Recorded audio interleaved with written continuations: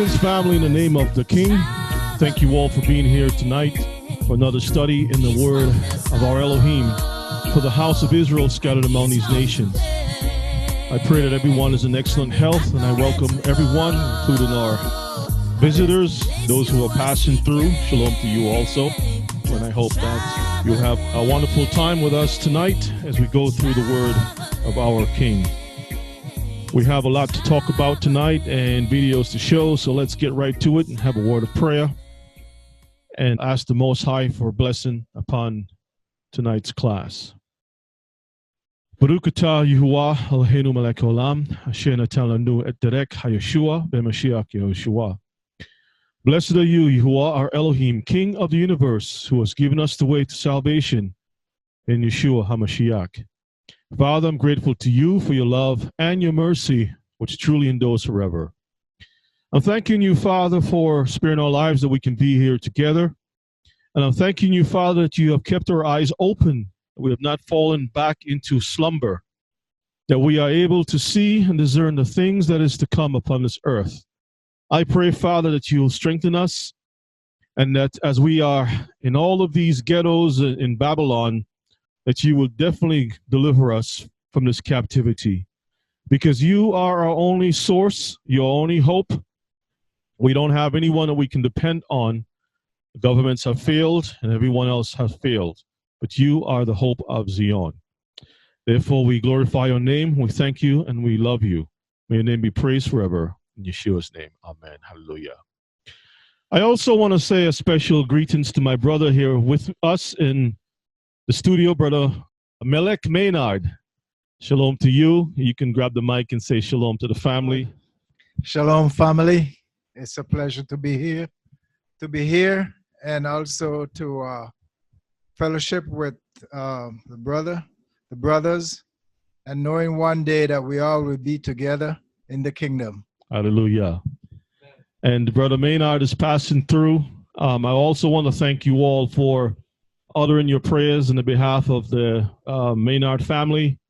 As you all know very well, he's been through quite a bit, but the Most High has left him with some wonderful words, and also to know that there is hope, that as long as the Most High has the sun shining, he says he will always have his eye upon Israel. So the future looks very bright for the house of Israel. For the wicked, it's not so bright at all. Also want to say shalom to Elder. Elder, say shalom to the family. Shalom, beloved family. It's a privilege to be here where we cannot see each other, but as I said, we can communicate by this wonderful internet that we have today. And also, I'm blessed again to see my beloved brother Maynard is here, and I want to thank God again for him. He's a wonderful brother. All right, thank you, Elder. Praise God. So we are grateful, Mishpachah, and I pray that everyone is in excellent health. I'm very concerned about the next generation. I'm very, very concerned about the future of our children. I believe that we are the last generation. The little strands of gray that I have in my beard is let me know I have the right to speak about this. And I believe that we are the last generation. I don't know if there's another generation that will sustain what is coming upon this earth, because once upon a time, we didn't have the types of technologies that were so intrusive in our daily lives. When I was growing up, there wasn't too many telephones in people's homes and stuff. Maybe one or two neighbors may have a phone, and if you want to make a special call, you will run to your neighbor next door and make a quick call, or they will come over to you and make a call. And then gradually everyone was able to afford a phone. But the way that everything is moving right now, Mishpachah, things have changed dramatically. The science has made it possible that the next generation is going to be under total control. See, when we were growing up, we had the abilities to make choices We don't have the money. We just can't, we don't need to be bothered with stuff. But today, with this world, whether you have money or not, your business is out there. Your life is out there where people can monitor it no matter what. And as Hebrews, I'm not too worried about that, knowing who I am and who we are and things like that. But I'm concerned that the next generation will not take what's happening seriously. Because when you are newly introduced to certain things, you can tell from the past how things used to be, and also what the word of your parents and your grandparents will tell you how life used to be.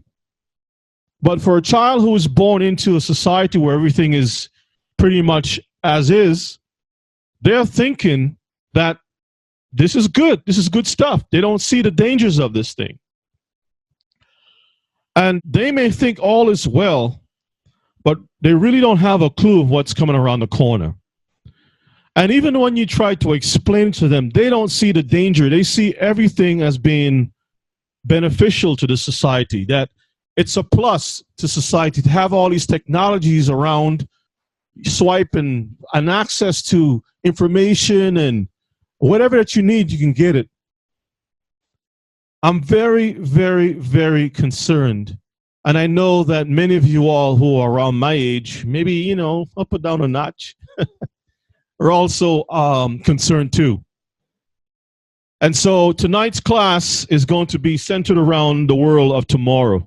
Where do we go from here? There are so many lies being told that I believe that when the youth for tomorrow finally wakes up, the majority of them, probably about 90% of them, maybe, let me put the number about 80% of them, it'll be too late for them. It'll be too late for them. We have the movies around us that are showing us what they are planning, but even before that, as a child growing up, we had certain literature, science fictions to read, comic books and whatnot. We had the Jetsons, we had Star Trek, and so many different movies that, beam me up, Scotty, that depict a future with all these different technologies. And because we didn't have anything at the time, it looked like, wow, this is great. But you see, yes, it's a wonderful thing. But the problem is, who's going to manage this? Who is the one behind this technology? What are they going to be using it for? What the future is going to look like? That's the question. With those in power, can we trust? Because after all, people are telling us to trust them, trust them, trust them, trust them, trust them.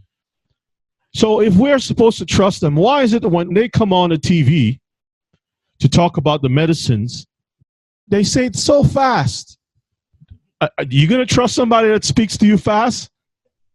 I mean, even my accent and my speech, I got to slow down a little bit so that some of my mishpachah can understand what I'm saying. But you all understand that if somebody is running something by you at 50 miles an hour in speech, something is wrong. If they're making the prints tiny that you can't see it, something is wrong. If there's 2 or 3 doors in the back that you don't have access to, you don't know what's going on, something is wrong. And this is what we're trying to address tonight. So I'm going to read a few scriptures, and then I'm going to open up the mic just a little bit, give you all a few minutes before we go into it. And for those of you who want to share a couple things, I'm going to ask this question: how do you feel about the direction the world is going towards with the technologies? How do you feel about it? And I'd like you all to be brief. Just, give me a couple of points, what's on your mind, and we'll go right into some of these things and some video so we can see what's happening, and that you can step back a little bit and just kind of analyze around you and see what's going to happen to your little one. The one that, as a mother, you breastfed that child, and you looked into the eyes of that child with hopes and aspirations that this child would have a wonderful life. And you protected your child. And as a father, you did the same thing. You went out, you worked hard, you did whatever that was necessary to preserve your family, to see that all that you have become, you can make it better for the ones to come in the future. And you can pass on something of yourself onto your seed. But brothers and sisters, there is another plan for your children, for our children. And the only thing that's keeping us right now is the Most High. And having the knowledge and having that bond and that connection with the Most High, that's the only thing, Mishpachah, that we have that's keeping us. The time is now that you need to decide what side are you on. Make your election sure, certain, right now. Don't wait until later on and then when you're in trouble to kind of assess the damage and try to make corrections. Preventative is better than correction. I think all of us should know this. Do the best you can to prevent it. So let's start with Proverbs 22 and 28. It says, remove not the ancient landmark which your fathers have set. You see, we have a huge problem. We have a society that, while they're introducing to us new technologies, they're not interested in just stopping it there. They want to change the way we use those technologies for their benefit. They want to change things in such a way that they have full control over our lives, so that we will become as a product, just like they have invented products, made products to sell. Well, they want to give us products so that we can become products. I don't know if you all understand what I'm trying to say. So that they can control you, manipulate you, and use you so that they can become more wealthy. Now, the things that they're designing is not for them per se. They always have something different from what the public has. Their homes are different, designed differently. The laws are amended differently for them. Everything for them is different from the rest. And so the Bible is saying to don't remove the ancient landmark. If righteousness is righteousness, if the way of life, good is supposed to be righteous and evil is unrighteous, and a man's supposed to be masculine and a female feminine, and water's supposed to be pure by the Creator, a dog's supposed to bark, a cat meow, and if things are supposed to be that way, why would you want to change it?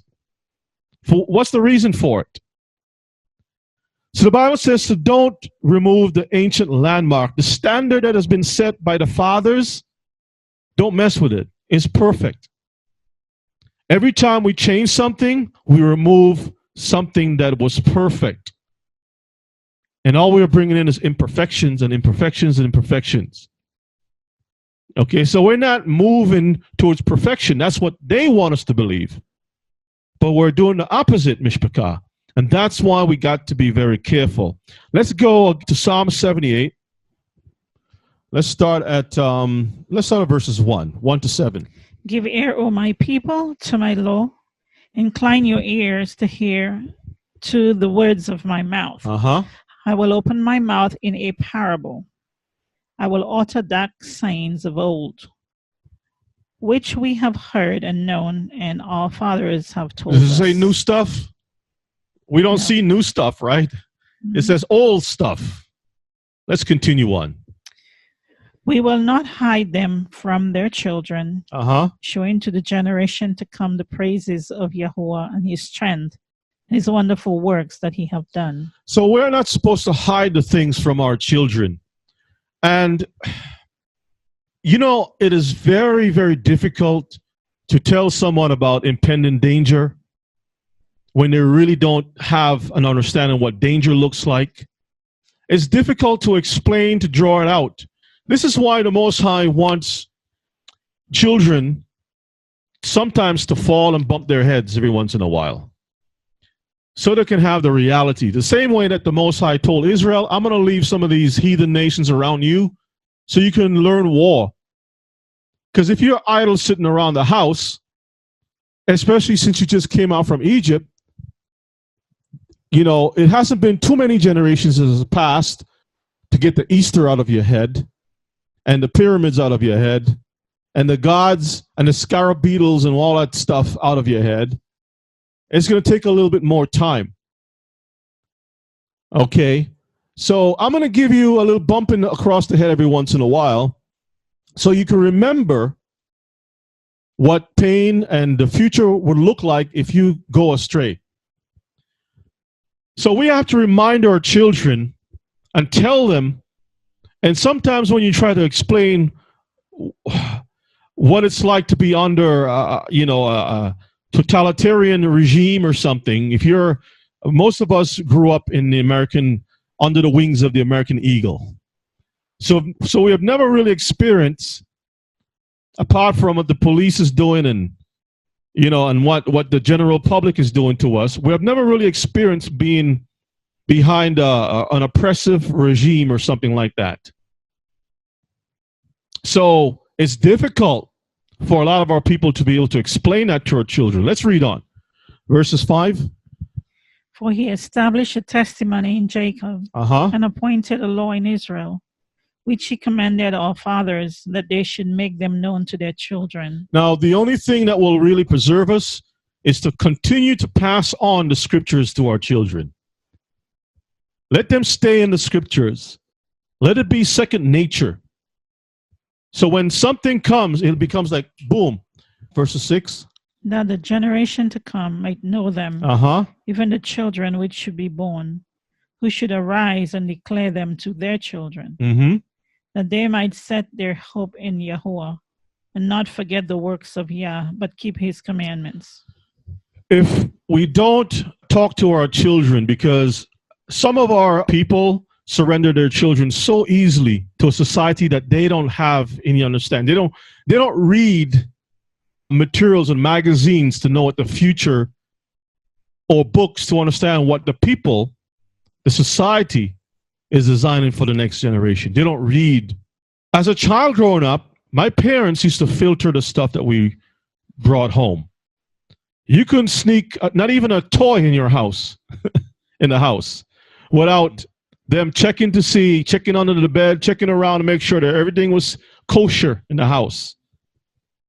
Today in our society, most parents don't do that. They believe that the teacher always is going to have the student's best interest at heart. But they don't understand that the teachers themselves is just following protocols of a system that's been designed specifically to take our people, the souls of our people. It's all about the souls. And I'll play some video that you can see that the end game is the souls of our people. That's what we got to focus on. Forget about a bright future. All it is just making a smarter mouse. If I change the technology, if I put all these hoops and stuff, yes, you got to go through training to know how to run through the hoops. Right? If I have to design corn to operate a certain way, I need to go to college to learn how to grow corn. But in the old days, you didn't have to go to college to grow corn. You understand, dig the dirt, turn the soil in a little bit, put the seed in a couple, about an inch or so, and cover it up in 2 inches and water it and, keep an eye on it and, simple things. But today you need a degree, a bachelor degree at least, for you to be able to plant corn these days. So all it is just that you have to be a little bit smarter to operate the technologies that they're putting out. And some of us are tired, I don't even want to be bothered with that stuff. Son, come and read this to me. Tell me how to press the remote or something. Right? And the children themselves have no guidance because we're not seeing what's on the remote. They don't know because they don't have a guidepost, a landmark. We are the landmark. We know what it was like in the past. So if you see something looking strange on the phone, well, how come all the buttons are pink? Why are all the shirts looking pink? Why all the pants are stretching a certain way? What's going on here? Then you can say, back in my day, men's pants didn't stretch nowhere at all. You understand what I'm saying? So something ain't right here. What are they trying to do? Right? Let's leave that and let's go to Proverbs chapter 14 and verses 12. And again, I'd like to hear from you all. If you all like to say something now, if you want to save it for later on, that's fine. But I want to give you all a couple minutes before we dive into this. How do you feel about the technology? Let's read Proverbs chapter 14 and verses 12, verses 11 and 12. The house of the wicked shall be overthrown, but the tabernacle of the upright shall flourish.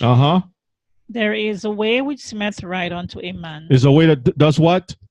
Seemeth right unto a man. But the end thereof are the ways of death. Our young people, the future may seem right to them. And to you who embrace the future, it may seem right to you. But as you go down this rabbit hole, this tunnel, as you move further ahead, you'll realize that, no, this is a trap.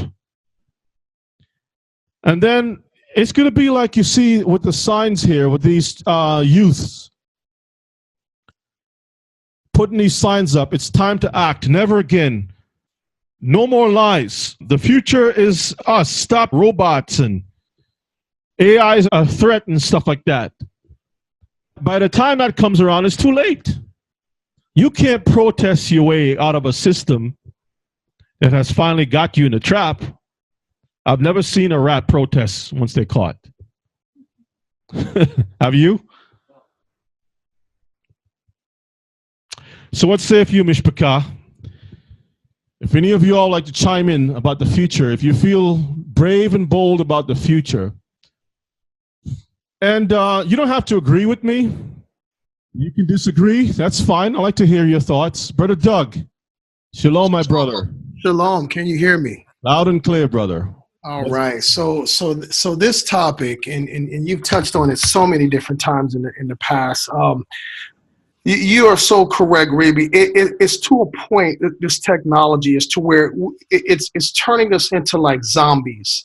I look at people, and you should see them. They literally look like zombies, including myself. And I'm going to put myself in this, but I'll tell you the good news. We're always staring down on our phone. We're texting. We're just looking down constantly. It's to a point as to where I find myself literally getting ready to run into a wall or different objects because I'm always on this phone. I'm always doing something.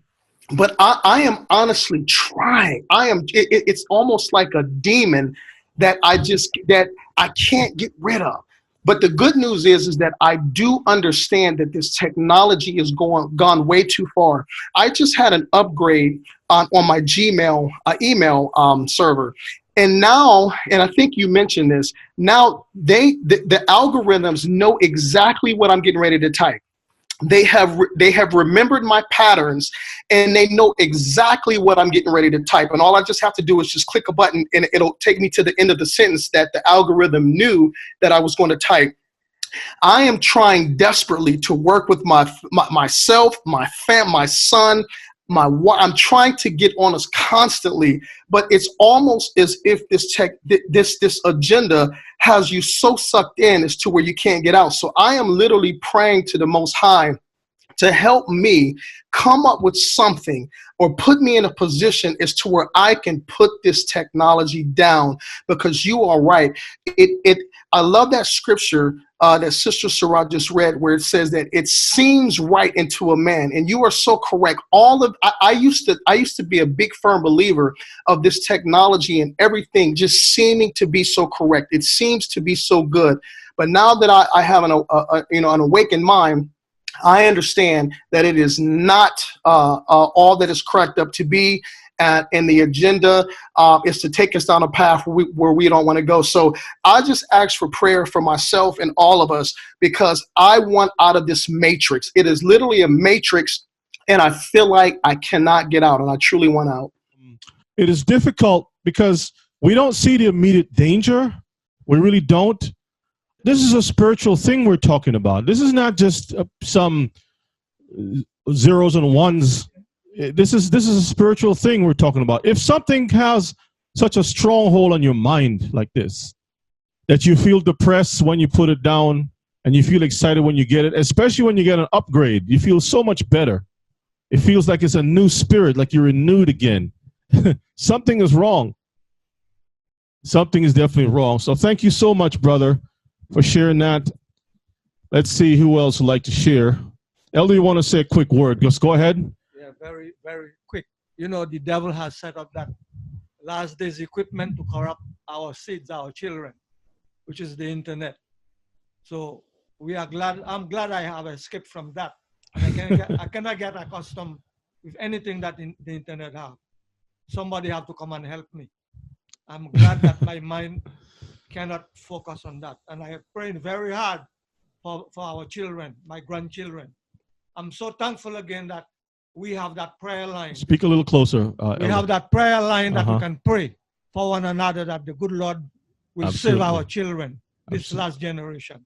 Absolutely. You can. I remember the book of Daniel where it says that knowledge will increase and that the wicked will do wickedly. And none of the wicked will understand, but the wise will understand. So as you come in to understand and to know who you are, you know, you have to, there's a saying that I think mother always used to say, when your head is in the lion's mouth. When your head is in the lion's mouth, you take it out very slowly. Take it out very slowly. So as you come in to understand who you are, you know, you've got to gradually win yourself out of those things by spending time in the Word. That's how you overcome these things. Okay? Once you spend time in the Word, there is so much to learn in the Word and so much, you know, to discover treasures. Because the Bible actually says, the Most High says that if you seek me with all your heart, you will find me. And I will give you treasures in secret places. Mm-hmm. So the Word of God is treasures. There is so much to learn. And if you can spend time and, you know, gradually win your way away from those technology, watch less TV and, you know, at a certain time, cut off the internet and go to bed. You have to push yourself to do that. The first thing that the Most High did when he took us out of the superpower called Egypt, he didn't bring us into another city. No. He brought us to the wilderness. Yep. And if you notice the life of Abraham, our father, he stayed in the wilderness. He went into Egypt just for a short time and he got out of that place as quick as possible. And then when he went to another city, he just passed through and just kept it moving. Lot was the one attracted with all the glitter, the shimmering lights and stuff. Sister Eliana, what's on your mind, sis? What's on your mind? Good evening, family. I won't stay long. I just wanted to, I think all the points that were hit on, I agree with so much. And one of the things that I noticed, like, everything is so ramped up. And I'm in the STEM field, as you know, brother, Rabbi Yona. So I have appreciation for some things, you know, where it does good. But everything is so ramped up, and it happened. It seemed like within the last 10 years, it just got so ramped up in terms of, you know, it seemed like we had TV one day, and the next thing you know, we've got 20 things that we're managing, monitoring, and looking at, and you know, and it's just incredible. But one of the things I did, Sister Sarah, I agree. I started praying about, you know, seeking knowledge, wanting to be, you know, in the Word. And now, I mean, I'll watch a movie now and then, you know, I'll watch the news or something like that. But I spend most of my time in the Word. I spend most of my time, you know, watching something, if it's on YouTube or, you know, one of your lessons, you know, that's where I spend my time. And I am so fulfilled with that. You know, it's like when you pray about it and you really have the heart that you want to change, you know, the Most High gives it to you. and you start to wean. It just slowly starts to happen. You just start to, oh, I don't want to watch TV. Let me find some. I mean, so that's all I had to say. Just, praying about it, staying and finding a way to wean yourself off of it, and how things have gotten so ramped up. It just happened overnight, and we've been fooled and suckered into to thinking that these things were all good, and they're not, obviously. So that's it. But sister, at least you have the ability of self-control. But when you have a little child, that yes, first thing that they have is not like a toy truck or something, but a little iPad or a little phone or something like that, some type of technology. And then from there, they're seeing that their parents sit in front of a computer, or their parents are sitting in front of TV, and you come into the car and you have electronics in the car, and you go to the mall, you see electronics everywhere, you see different things. It's very difficult for them to break away. Now, when we were growing up, and I know you're not going to tell us what your age is, but just based on what you're saying, we can tell that you came up in a generation that you had some control, probably went on a swing and, merry-go-round. Absolutely. Absolutely. And so because of that, we have that experience, and even when we didn't have toys, we play stickball, hopscotch or something. With exactly. Jacks, right? Yeah. Jumping polo bat. Running with a stick. I mean, it's just so many things to do. And I think you hit on a point right there, brother, that, being outside doing things with your family is so much more fulfilling. Like over, the Feast of Tabernacle, I was able to spend time with families up in New Jersey area and Philadelphia, and we were out at a nice park out in Maryland, Western Maryland, I think it is, and I tell you, we had such a ball, just doing things outside, walking, exploring, and I just think that's so lost. I don't know. Yeah. Well, thank you so much, sister. Thank you so much. And it seems as though when we introduce our children to the outdoors, it seems like it's punishment for them. This is why the Gentiles, when they pick up the Bible, it says the Torah is punishment. That's why the law has to be done away with. Brother King, what's on your mind, brother? What's in your mind? Hello, good night. I just want to say that this technology, the way I look at it, is Lucifer. Meaning in terms of the way they create this technology is for us to be distracted from the Most High. So they know we will pay attention to the Most High world. We will not be able to spend time with the Most High world, because if you look at this technology, it is very addictive. Once you start using this technology, it is very hard for you to break away. It all becomes a part of your mind. It's to take over your mind and control you. So then you will not be able to see the Most High or even spend time within the world. But you find yourself spending more time with this technology. So when I look at it, because the people who create these technology, they all are satanic worshippers. So they are making this technology basically to serve their God, Lucifer, and to have people to follow and do the same things. So when you really look at it, I see this Lucifer within the technology to control our people. Thank you so much, brother. Remember what, I'm going to put you back on the other side. Remember what Yeshua said to Kepha. Satan wants to do what to you? To sift you as wheat. Sift you. That's why his name is Lu the Sifter. Lucifer. Because that's exactly what he tries to do. Sift us as wheat. So if anyone comes around saying that, hey, my name is Lou, rebuke him. Okay. Sister Tale, what's on your mind? Let's get you over. Shalom, shalom, family. Shalom.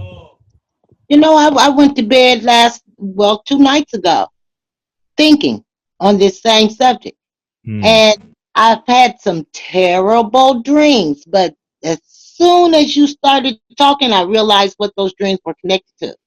The days of Noah. We're coming into those days where people are going to be blending their bodies in with stuff. They're going to, Just like you were saying, they're just going to accept it. The wilderness walk would be so hard for kids right now. So many of them would be out there wanting McDonald's, wanting Burger King, you know, just in a tangent because of what they're used to. And as parents don't pay attention to kids like they used to. They're busy with their own lives because they have something else to entertain them. They can stick them in front of something. And my kids, I'm 55. I remember playing kick the can and hide and go seek. I remember those things.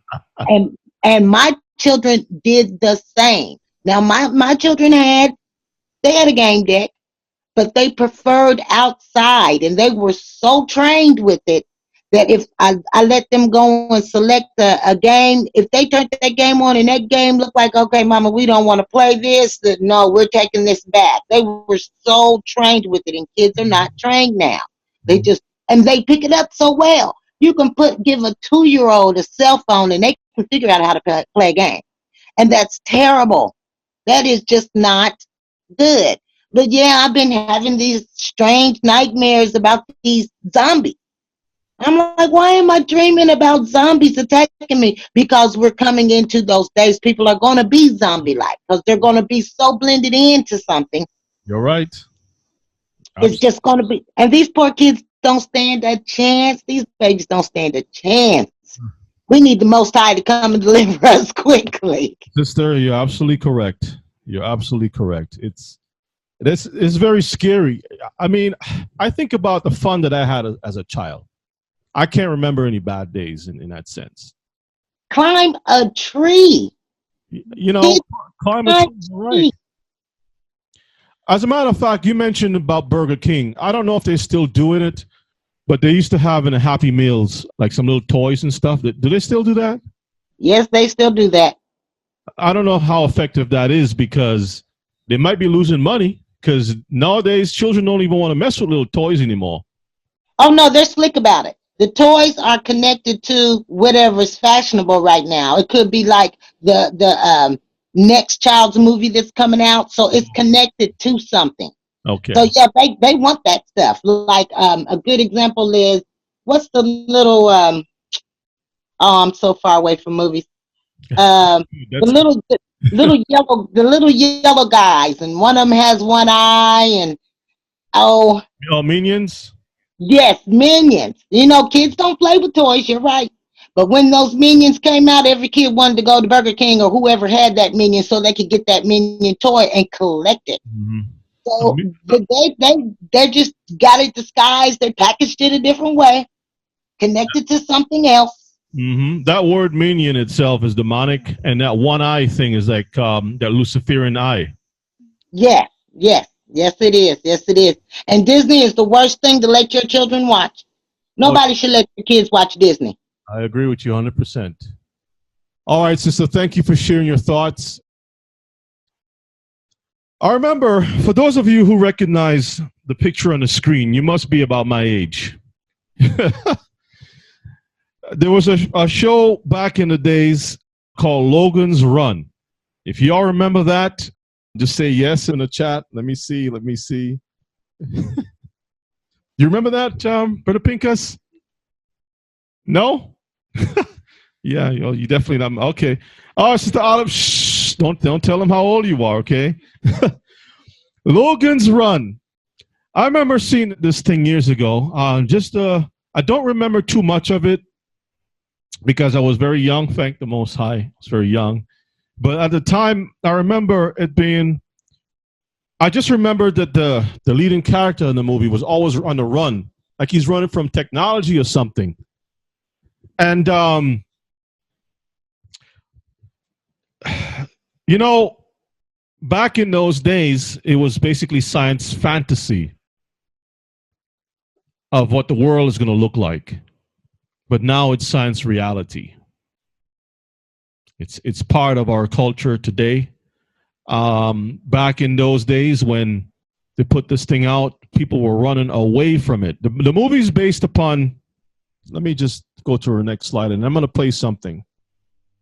Logan's Run, the film, is a 1976 American science fiction film directed by Michael Anderson and starring Michael York Jenny Gutter, and so forth and such like. The screenplay by David Zelag Goodman is based on the book Logan's Run by William F. Nolan. It says it depicts a utopian future society on the surface. A future society, utopian future society on the surface, revealed as a dystopia, where the population and the consumption of resources are maintained in equilibrium by killing everyone who reaches the age of 30. So a society in the future where, well, there's limited resources, so we have to limit, we'll allow you to reach 30 years old, and then that's it. You're gone. You have to be removed. So an old man will be 30 years old. You see? But on the surface, that's what I wanted us to take a look at. On the surface, it looks like it's something that is great. But below the surface is nothing but horror. It's a horror movie. Okay? That is what our children is not seeing. Our children need to see the dangers that's lurking behind. So the word utopia, let me just look at this just real quick. Utopia is an imagined community or society that possesses highly desirable or nearly perfect qualities for its citizens. It's a community that desires this, they expect this from you. They expect that you will produce the best to contribute to that society that they're framing. Okay? The opposite of utopia is dystopia. One could also say that utopia is a perfect place that has been designed so there are no problems. Design where there's no problems.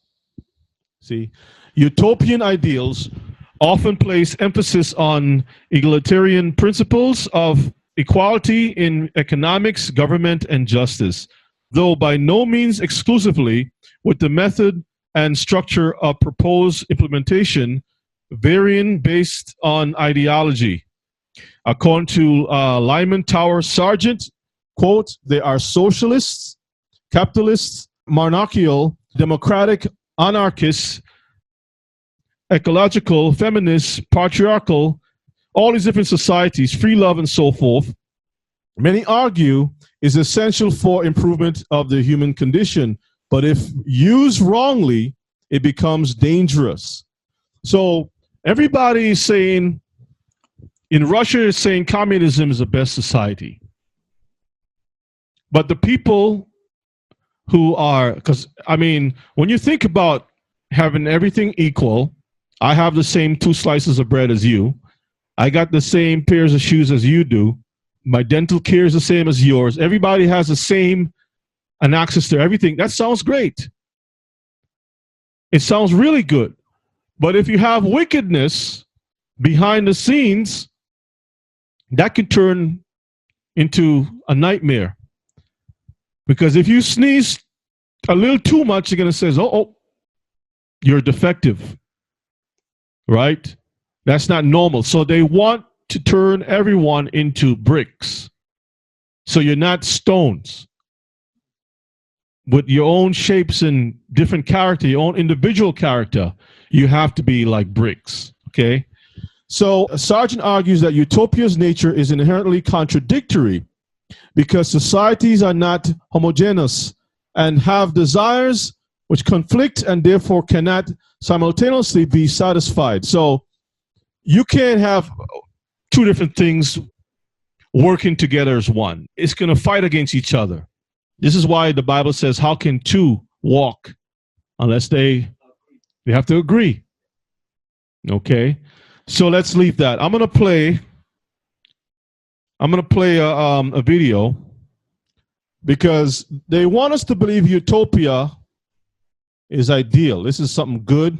But Mishpachah, I'm going to tell you this much. How many of y'all remember, because I had to read this in school, the book called 1984 by George Orwell? Animal Farm and such like, right. Okay, so I'm going to play this video. This is kind of like give you a summary about the book, and it speaks about the future. And you'll see at the end of the video, it's all about your soul, breaking your soul. Satan wants to destroy our people. He wants to destroy all mankind. Okay, let's play this video. Let's take a look. 1984 is about totalitarianism. A totalitarian government is one that tries to control every aspect of life. How people spend every minute of their time, even in private, who they can associate with, what they're allowed to say. A totalitarian government even tries to control what people think and what they believe. George Orwell wrote 1984 in the late 1940s. What he knew about totalitarianism was based on the Soviet Union and Nazi Germany. Those governments had come into being not that long before, and they weren't very well understood yet. What Orwell was trying to do with 1984 was to give his readers a clear picture of what life would be like if a free country like England were under totalitarian rule. 1984 takes place in London. The London in the book is a depressing place. There's never enough to eat, the food's disgusting, there aren't enough clothes or shoes or anything to go around, and the city is pretty dilapidated, except for these giant pyramid-shaped government buildings that rise above the landscape. There's some sort of war going on, though no one really understands what it's about. Rockets frequently explode in the streets and blow people to bits. The worst part is that the government is always watching everything people do. There are these posters of Big Brother, who's supposedly the leader of the government, that say, "Big Brother is watching you." There are thought police who have hidden cameras and microphones literally everywhere. The government can watch you in your home through your TV screen, and you're not allowed to turn your TV off ever. There are a lot of things you're not allowed to do in this society, and if you do them, the police might take you away and throw you into a forced labor camp. You're not allowed to have close friends. You're not allowed to be in love. You can't date or have sex with someone you like.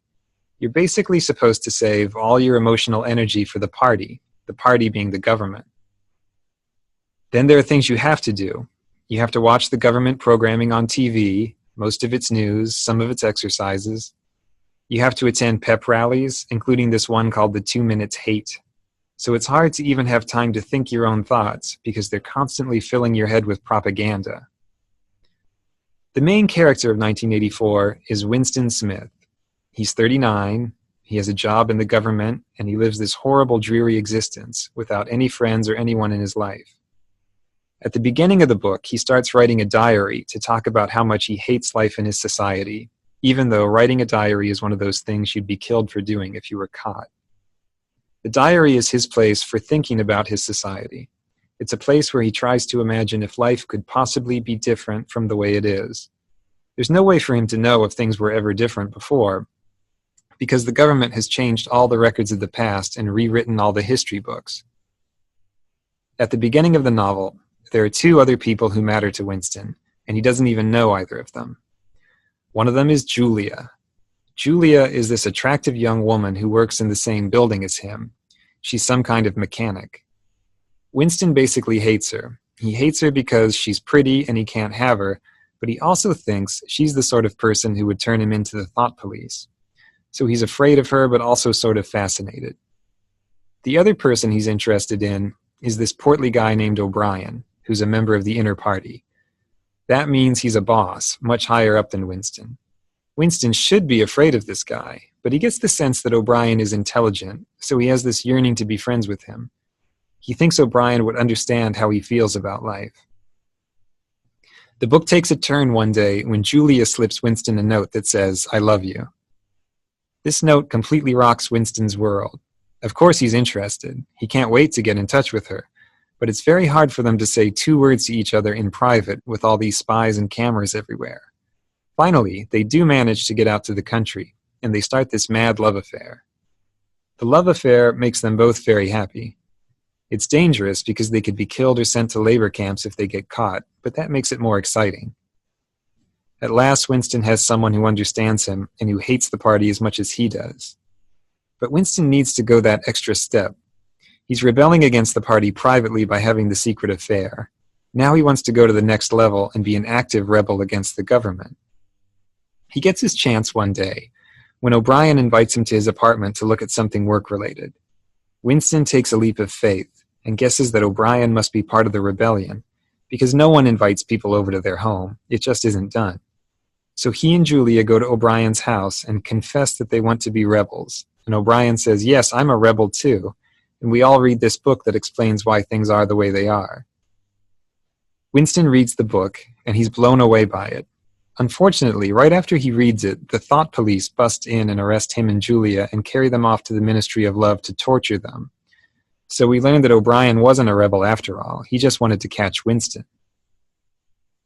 In the Ministry of Love, they torture Winston in all sorts of horrible ways. They break his bones in his teeth, they use electric shock, they starve him, and on and on. He tells them everything he knows, he confesses to everything they ask him, and he tells them everything he knows about Julia. After torturing him over and over, O'Brien finally tells Winston what it is that the government really wants. What they want is to have total power over the minds of people like Winston. They want people like Winston to say 2 + 2 = 5 and really believe it, not just say it to avoid a beating. For the government, it's purely an exercise in power.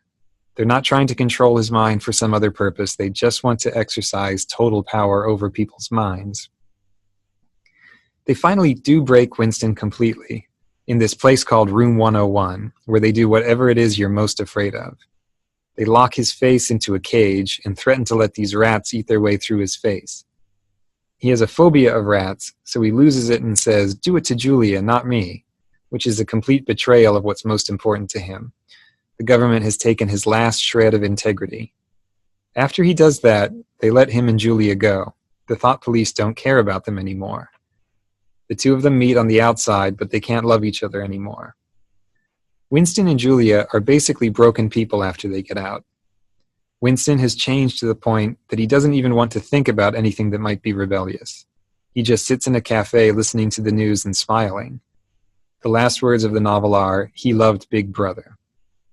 So, one of the points the book makes is that a human being can be broken down completely until he'll believe whatever you tell him, even if it's that 2 + 2 = 5. At the same time, the book has a positive message, which is that it's really hard to get inside someone's head to that extent. The government has to go to incredible lengths to brainwash Winston successfully. Let me cover a few things that I think is important. Just a few things that I want to highlight here. I'll start from the end, towards the end, and work back to the beginning. He mentioned that that gentleman was broken in a room called Room 101. That's where Winston was broken. Now think about the number 101.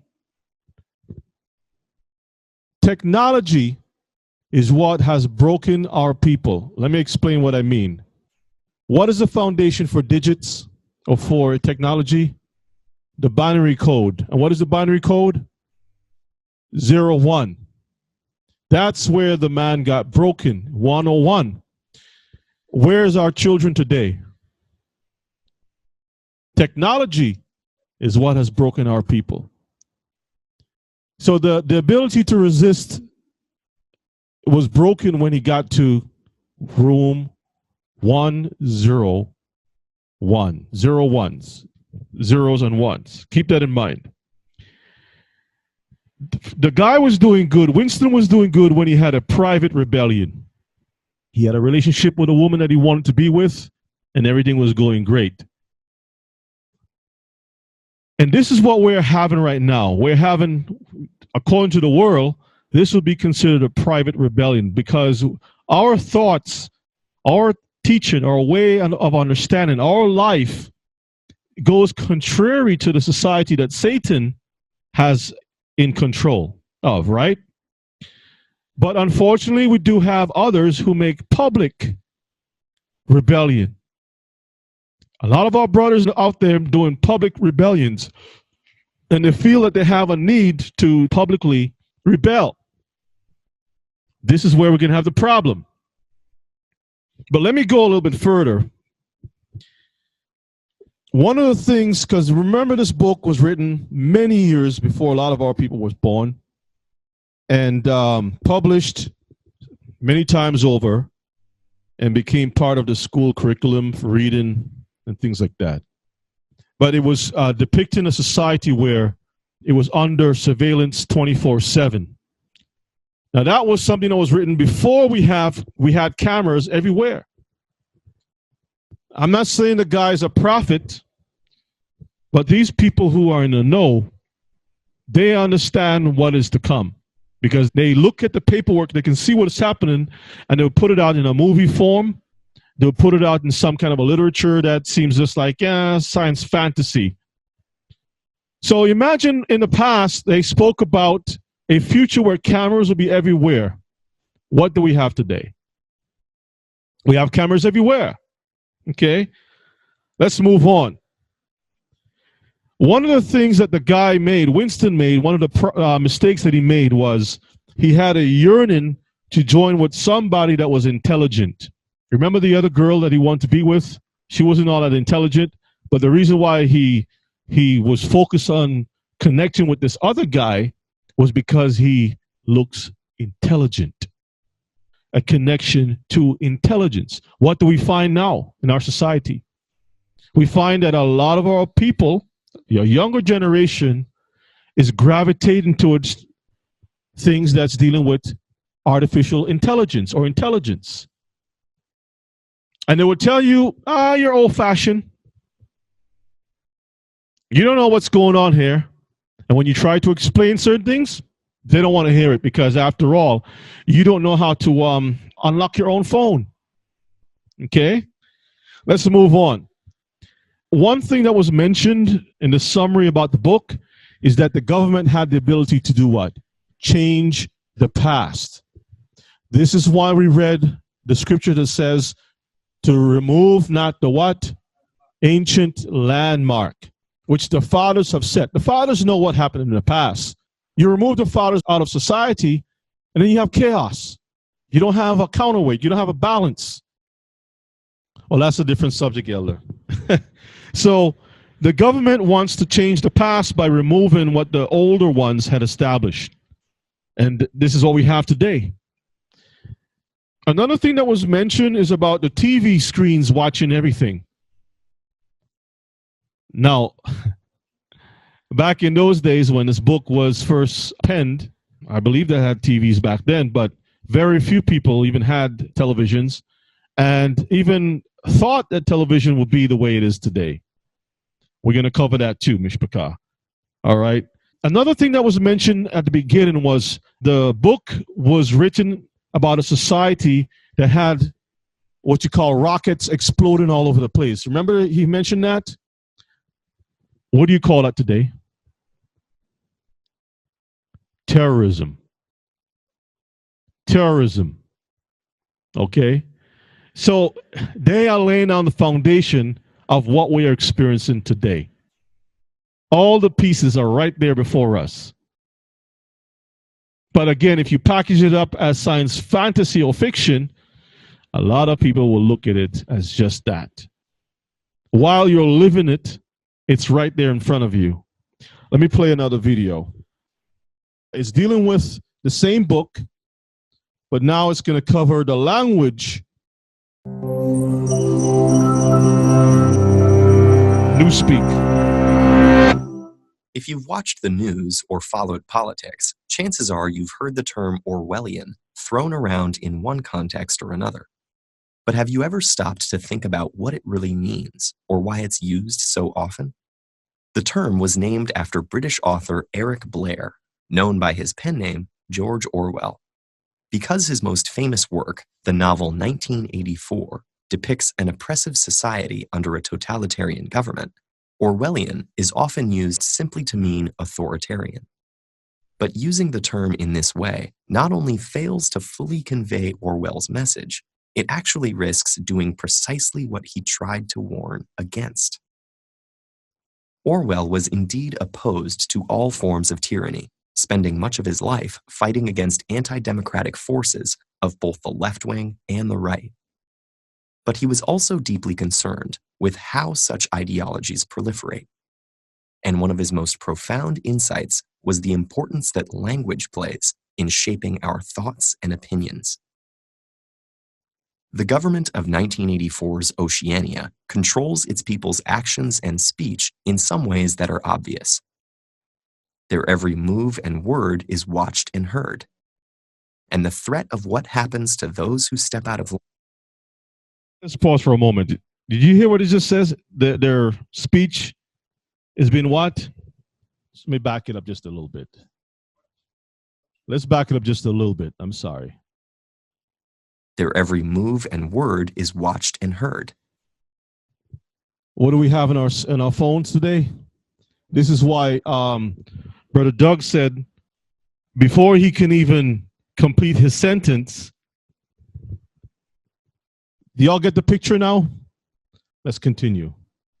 And the threat of what happens to those who step out of line is always looming overhead. Other forms of control are not so obvious. The population is inundated with a constant barrage of propaganda made up of historical facts and statistics manufactured in the Ministry of Truth. The Ministry of Peace is the military. Labor camps are called joy camps. Political prisoners are detained and tortured in the Ministry of Love. This deliberate irony is an example. 1 second. Didn't we have this thing with Operation Desert Freedom or some nonsense like that? With the Bushes when they went to Iraq? Iraqi freedom? When they tortured people, waterborne people? That was the Ministry of Love. That was the Ministry of Love. Let's continue on. Doublespeak. When words are used not to convey meaning, but to undermine it, corrupting the very ideas they refer to. The regime's control of language goes even further, eliminating words from the English language to create the official dialect of Newspeak, a crudely limited collection of acronyms and simple concrete nouns, lacking any words complex enough to encourage nuanced or critical thought. This has an effect on the psyche Orwell calls doublethink, a hypnotic state of cognitive dissonance in which one is compelled to disregard their own perception in place of the officially dictated version of events, leaving the individual completely dependent on the state's definition of reality itself. The result is a world in which even the privacy of one's own thought process is violated, where one may be found guilty of thought crime by talking in their sleep. And keeping a diary or having a love affair equals a subversive act of rebellion. Talking in your sleep can be listened to by Siri, Alexis, or Alexa, whatever her name is. And who else? Somebody posted it up there. Siri, Alexa, what's some of the other names, Mishpachah? Y'all know the names. Who? Echo and Erica. There's one called Erica. So imagine you have these devices in your home and you go to sleep and you have a nightmare and you're rebuking the devil. Psalms 91 comes up, or Psalms 23. In the daytime, you're trying to keep yourself as a Hebrew, working on a plantation. But at night, while you're sleeping, and that thing is monitoring everything in the room, and it listens to that information and sends it back, it says, that's a Hebrew Israelite right there. That's a Hebrew Israelite. Let's get him. Let me just back it up a little bit. I'm sorry, Mishpachah. And keeping a diary or having a love affair equals a subversive act of rebellion. This might sound like something that can only happen in totalitarian regimes. But Orwell was warning us about the potential for this occurring even in democratic societies. And this is why authoritarian alone does not Orwellian make. In his essay, Politics and the English Language, he described techniques like using pretentious words to project authority, or making atrocities sound acceptable by burying them in euphemisms and convoluted sentence structures. But even more mundane abuses of language can affect the way we think about things. The words you see and hear in everyday advertising have been crafted to appeal to you and affect your behavior. as have the sound bites and talking points of political campaigns, which rarely present the most nuanced perspective on the issues. And the way that we use ready-made phrases and responses, gleaned from media reports or copied from the internet, makes it easy to get away with not thinking too deeply or questioning your assumptions. So the next time you hear someone use the word Orwellian, pay close attention. If they're talking about the deceptive and manipulative use of language, they're on the right track. If they're talking about mass surveillance and intrusive government, they're describing something authoritarian, but not necessarily Orwellian. And if they use it as an all-purpose word for any ideas they dislike, it's possible their statements are more Orwellian than whatever it is they're criticizing. Words have the power to shape thought. Language is the currency of politics, forming the basis of society from the most common everyday interactions to the highest ideals. Orwell urged us to protect our language because ultimately, our ability to think and communicate clearly is what stands between us and a world where war is peace and freedom is slavery. Want to comment on that real quick? It's calling good evil and evil good. Let's get that. Let's go to Proverbs. As a matter of fact, let me close this video out. We're going to give some words of caution to the next generation. But first, let's go to Proverbs chapter 12 and 15. We'll get the one that you mentioned. Proverbs 12:15. Uh-huh. The way of a fool is right in his own eyes, but he that hearkeneth unto counsel is wise. Our young people believe we're just paranoid people, that's all. We don't know what we're talking about. If my father's father lived during the time of World War I, World War II, and saw what life was like, let's say that my father was raised in England, okay, for example, and he lived during a time when he saw what was happening with the wars and people have to hide under bunkers and whatnot. My grandfather would have passed that information on to my father, who has never experienced that, but heard the stories, and then my dad will pass that information on to me. That's the way it works, so that we will never forget, that we will always have some guideposts to direct us to be careful of society going off. This is what the Most High was trying to prevent, even for the entire world. But when the world failed, he chose a certain people and gave them directions. We call it the Torah. We also failed. We did what was right in our own eyes. And because of that, here we are today.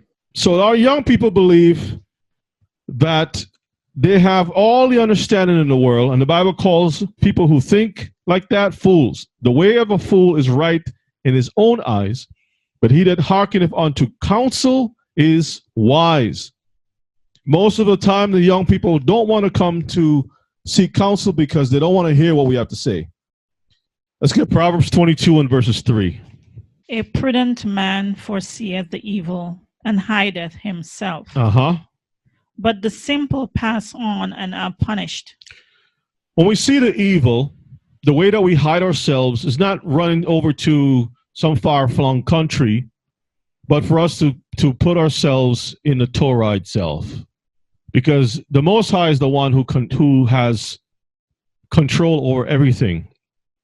Remember Shadrach, Meshach, and Abednego? Where could they have run to? If the Most High told them, you're going to be 70 years in Babylon or in captivity, he didn't make a way for them to escape from that, right? And to come back to Israel or run into Egypt. They knew that if they ran from there, they're going to find some bigger problems. The Bible says that the Most High always make a way for us to escape. All we have to do is follow his directives. Let's read verses 4. By humility and the fear of Yah are riches and honor and life. By being humble, verses 5. Thorns and snares are in the way of the froward. He that doeth keep his soul shall be far from them. So instead of being big-headed about everything, we need to be humble. Otherwise, we're going to find ourselves ensnared with traps. Verse 6. Train up a child in the way he should go. Not the way the child wants to go, but the way the child needs to go. He should go. You are the one that's training the child the way he should go. You don't take a person as a supervisor, take them to the job, and you tell them, what would you like to do?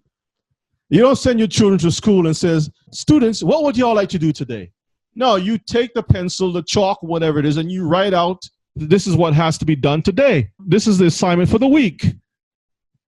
Read on.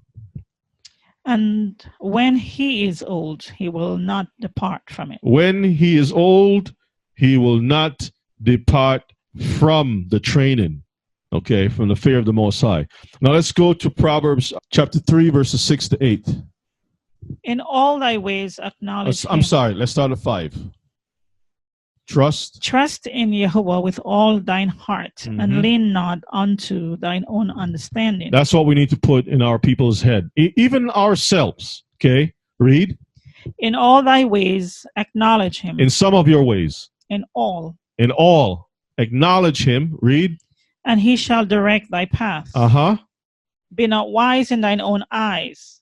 Fear Yahuwah and depart from evil. Read. It shall be health to thy navel and marrow to thy bones. Hallelujah. So if we disregard the instructions of the Most High, we are in deep trouble. If our children will not respect what we laid down, then what's the sense of you investing further in that child? Because if they have the answers to everything, what do they need your money for and your hard work for?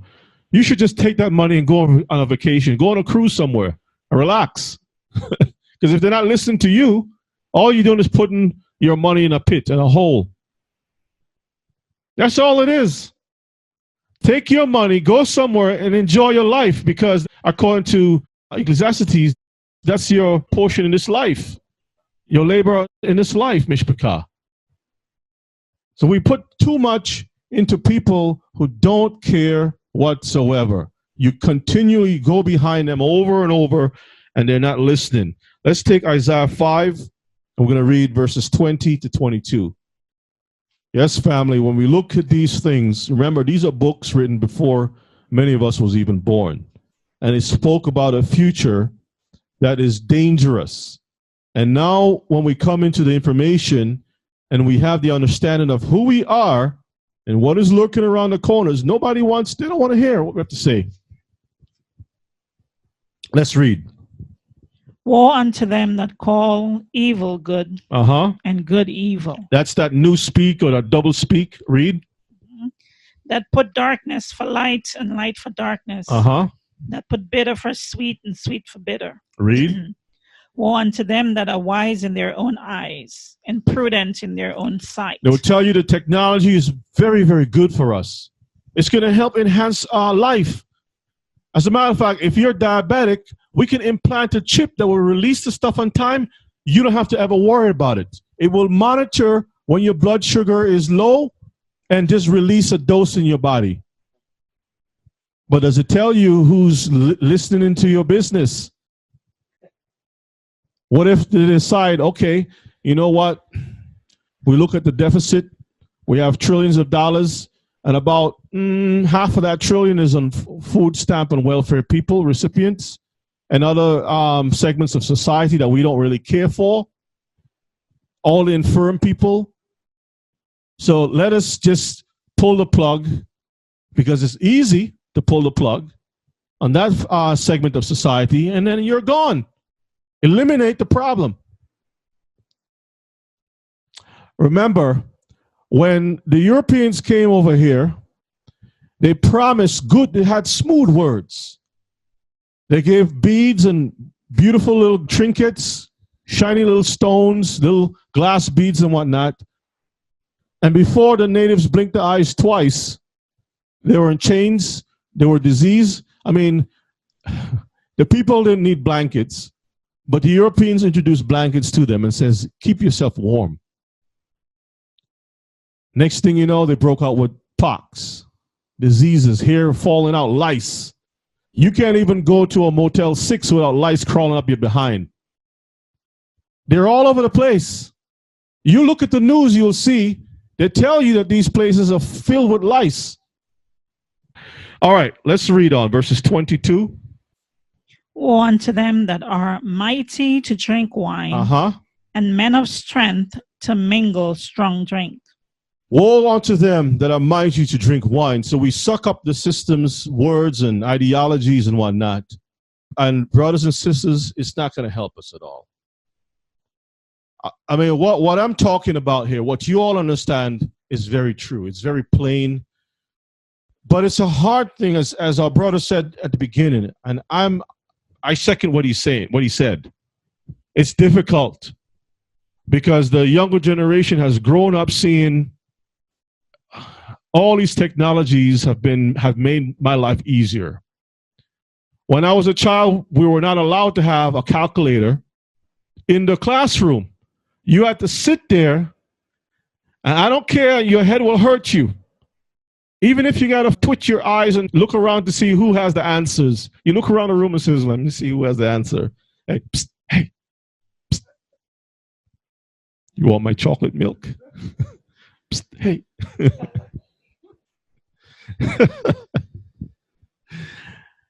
And that's the only way we can be able to get our algebra taken care of. But today, everybody got a smartphone, right? Let's leave that. Let's go to 1 Thessalonians. Let's go to our slides. But of the times and the seasons, brethren, you have no need that I write unto you. So nobody needs to educate us about what's happening. This generation knows something is wrong, right? Read.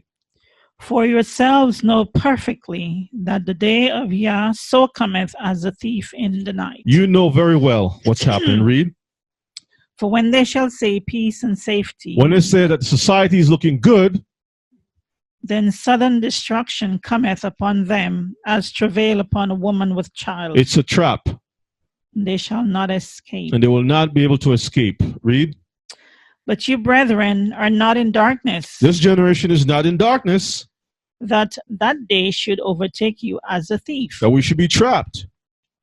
You are all the children of light and the children of the day. We are not of the night nor of darkness. Read. Therefore, let us not sleep as do others. Therefore, let us not sleep as do others. Even our technologies, our computers, we can put it to sleep. We can put our computers to sleep. So the computers is always awake. And if you hit your table a little too hard, it'll wake up. Like, okay. I remember I was driving. What were we doing, honey? We were driving somewhere, and all of a sudden my phone started ringing. And I looked at the phone and I saw Yona Gulab. We were driving down. I was like, I'm calling myself. And I picked up the phone and says, look at this. I'm calling myself. And it just rang and rang and rang. I didn't answer because I didn't call myself, and I'm not talking to myself. Whoever that self is, that's not me. We're driving to the airport, and all of a sudden, the thing just started. This is just a couple of days ago. Yeah. Start ringing. Yeah. Did I have a conversation with myself to say, call me? Okay. I'm just giving you a little bit of understanding of what's going on, okay? Let's continue on. Therefore, let us not sleep as do others, but let us watch and be sober. For they that sleep, sleep in the night, and they that be drunken are drunken in the night. Read. But let us who are of the day be sober, putting on the breastplate of faith and love, and for an helmet, the hope of salvation. The hope of salvation. On helmet, we got to protect our minds, our spirit, right? Because that is what's preserving us for salvation. If you open up your mind for anything to crawl in, we're in big trouble. Let's read verses 9 and 10. For Yahuwah have not appointed us to wrath, but to obtain salvation by Yeshua HaMashiach. So we're not supposed to go out in the street making a whole bunch of noise and arguing about stuff. We're supposed to be wise and see, well, this is part of the plan, that things have to go this direction. And this is the doing of the nations. But as far as Israel is concerned, we are not bowing. Nebuchadnezzar could put the statue just the same height as myself. He could even make the statue to look like me or look like you. I am bowing. Neither should you. He could make the statue to look like my father, and he can say, well, the Bible says, honor your father and your mother. Bow to them. I don't care what they do. The scripture says you don't bow to no. First of all, don't make any graven image or any likeness. Right? I'm not bowing to these things. But so these men understood. Did they bow? No. We see where we are in this captivity. Should we give ourselves into it just because we're in captivity? No. Yes, Sister Sarah. When they put it in another way, make you bow to it by just causing you to do it. Causing you to do it. Right. Like breaking your knees or something. They're not forcing you, but they cause you to do it by putting the idol in something else. The technology. That's right. You mean the technology. All right, let's move on.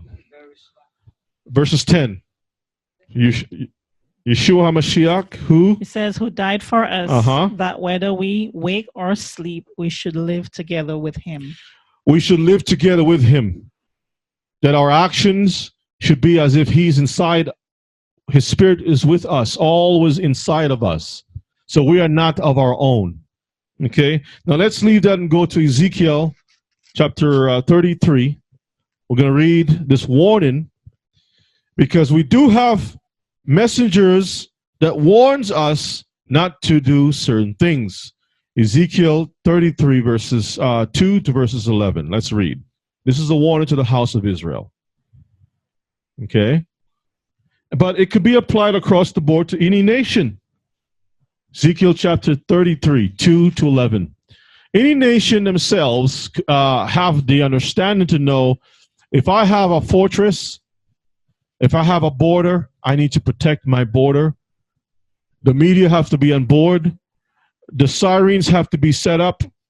The communications have to be open and working. This is why we go through these drills in the society. In the old days, we had a shofar to sound alarm. Today, we have the sirens posted up in a square somewhere. Okay? Nothing has changed. The same system, new technologies, but we have wickedness behind the scenes. Let's read. Ezekiel 33, verses 2. Son of man, speak to the children of thy people and say unto them. The children of who? Thy people. Israelites, read. When I bring the sword upon a land, if the people of the land take a man of their coast and set him for their watchman. Now the Most High is the one, he says, when I bring the sword, we have to keep that in mind. This is his earth. He made everything. Okay? When I bring the sword upon a land, read. If when you see if the sword come upon the land, you blow the trumpet and warn the people. Then whosoever heareth the sound of the trumpet and taketh not warning, if the sword come and take him away, his blood shall be upon his own head. You're responsible for your own self because you was warned. Read. He heard the sound of the trumpet and took not warning. His blood shall be upon him. Read. But he that taketh warning shall deliver his soul. Read on. But if the watchman see the sword come and blow not the trumpet, and the people be not warned, if the sword come and take any person from among them, he is taken away in his iniquity. Your own iniquity, read. But his blood will I require at the watchman's hand. So 2 lives lost. The person didn't hear, they lost their lives. And you who had the trumpet, the shofar to make the noise, you messed up too. So yes, we are responsible for letting our loved ones know the errors of their ways, but they are responsible to take action, not you. You can't, I mean, we're not talking about little babies that you got to put diapers on We're talking about grown people who will tell you, I don't want that. In other words, they have made their own choices. They can think for themselves. I don't like this. I like that. But a little baby, they need someone to take care of them, or an invalid or elderly person who depends on someone else. They need to follow along so someone can save them. This is why when you go on the airplane and you have someone with you, depending on the age, there are certain rules that apply. The stewardess would tell you, if it's an adult, the adult can put on their own seatbelt and read the rules for themselves. But if it's a child, the rules are you have to secure yourself as the watchman, and then you secure your child. Because your child can't help you if the plane bumps a little bit, the child gets knocked out somewhere. Do you think the child is going to be strong enough to move a chair to rescue you? No. But if you're secure, you can help anyone else. Let's read. So thou son of man. Verse 7. I have set thee a watchman unto the house of Israel. Therefore thou shalt hear the word at my mouth and warn them from me. So the word is not to go out to other nations. That's none of their business. It's for us to warn amongst ourselves. We need to talk to our people, let them know what's happening. I don't see the sense for me to go out and preach a message for the whole world. Why? If they want to learn something, they can learn something, but I'm not going directly to them. The focus is on my own people. If a hurricane is coming, everybody knows about it, and I go and board up my house and I do all kinds of stuff, my neighbor will see what's happening and say, hey, maybe we should do something too. Or they'll come and ask a question. Hey, what are you doing? Well, there's a Category 10 hurricane coming. And I'm going to do this and that and, peace out to you. If not, I'll see you in the resurrection if you're there. And keep it moving. But I'm not going to go and, hey, repent, be baptized. That's churchianity. The repenting is for who? John the Baptist didn't go to Syria. He didn't go down to Egypt. He didn't go to Babylon. John didn't take a ship and go to Spain. Did John go to Europe, Germany? He went into the wilderness of where? Judea. And says, repent. He sure didn't go to Germany. He didn't send the disciples to Germany. He sent them to the diaspora. Let's read on. Verse 8. When I say unto the wicked, O wicked man, thou shalt surely die, if thou doest not speak to warn the wicked from his way, that wicked man shall die in his iniquity. But his blood will I require at thine hand. Read. Nevertheless, if thou warn the wicked of his way to turn from it, if he do not turn from his way, he shall die in his iniquity, but thou hast delivered thy soul. That's like Noah. You deliver your own soul, Noah. Read. Therefore, O son of man, speak unto the house of Israel. Once again, this is the house of Israel. Thus he speaks, saying, if our transgressions and our sins be upon us, and we pine away in them, how shall we then live? Pine away. You know what they put you in when you're dead? Pine box. A pine box. Pine away. You see how the Tanakh, Nevi'im, how the prophets laid out really good? If our transgressions and our sin be upon us, and we pine away in them, we're dying in them, we're dead in them. How can we live if we stay dead? We have to, it's an action thing. It's not a feel-good stuff, it's life. Verses 11. Say unto them, as I live, saith Yahuwah as Elohim. As he lives. Read. I have no pleasure in the death of the wicked, but that the wicked turn from his way and live. Remember the audience is who? Israel. Read. Turn ye from your evil ways. For why will you die, O house of Israel? He's asking a question. Why would you invest yourself in death? Why would you spend your time thinking of how you're going to eliminate yourself? Does that make any sense? when he's speaking to us that we need to focus on life. If somebody don't care about life, even though you can color all the pictures, you can paint murals on their bedroom walls, you can take them out for cruises, and you can light all the incense to make the best fragrance. You can give them bottles of wine. But if they don't care about life, there's nothing you can do. You can't make someone love life. They have to be encouraged within their own spirit. Okay? So why would you die, Israel, O house of Israel? See that? All right, let's move on, Mishpachah. It was customary for the other nations to take what they wanted and to impose their will by force. That type of rule was never meant for us as Hebrews. We will become their property. They will own our possessions, and they will regulate both. Let me explain what I mean by they will regulate both. They will regulate the use of your property, and they will regulate how you can utilize your own body. How your body is going to serve them. It was customary for the other nations to take what they wanted and to impose their will by force. But the Most High did not intend this type of mentality for us. Okay, let's look at some examples. Let's go to Genesis chapter 12.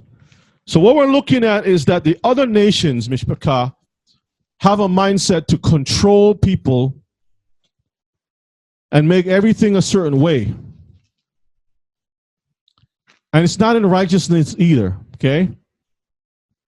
And we're going to show some examples of that. Genesis 12, verses 10 to 15. Let's read.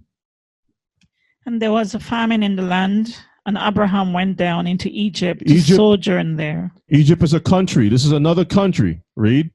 For the famine was grievous in the land. And it came to pass when he was come near to enter into Egypt, that he said unto Sarai, his wife. So before he came into Egypt, he had a conversation with his wife. Read. Behold, now I know that thou art a fair woman to look upon. Woman, you're a sessi. Huh? You're beautiful. Beautiful? Okay. You're beautiful. All right, read. Therefore it shall come to pass, when the Egyptians shall see you, that they shall say, this is his wife. This must be his wife, because after all, where's she going to get all these nice, beautiful earrings and jewelries and these garments? She's not a servant. She must be, he has to invest in her. Read. And they will kill me, but they will save thee alive. They will kill you, kill me, and save you alive. Read. Say, I pray thee, thou art my sister, that it may be well with me for thy sake, and my soul shall live because of thee. So Abraham understood that the city, before he came into the city, that these are a bunch of takers. The nations, like when they see something, they want to just take it. Read on. And it came to pass that when Abram was come into Egypt, the Egyptians beheld a woman, that she was very fair. She was very fair. The princes also of Pharaoh saw her and commended her before Pharaoh. And the woman was taken into Pharaoh's house. You see that? So the nations don't have rules of respect. They just take. The nations that we are under right now, their mindset is to take, to control. They're looking at you as property. And our young people need to understand this is how the nations think. They don't have the boundaries of the Torah that says, don't take another man's wife. Don't do this. Don't trespass. Don't, you can't have your manservant, maidservant, blah, blah. You can't do these things. There are certain boundaries and borders. Can't transgress those areas. But the other nations, they find ways around it. You see that? Let's go to Genesis 26. Let's read 6 to 7. Now, that Abraham was the first one. Now, let's look at Isaac with his beautiful wife, Rebekah. Let's see what the Torah has to say about that. Genesis 26, verses 6 to 7. Let's read. And Isaac dwelt in Gerar. Uh-huh. And the men of that place asked him of his wife.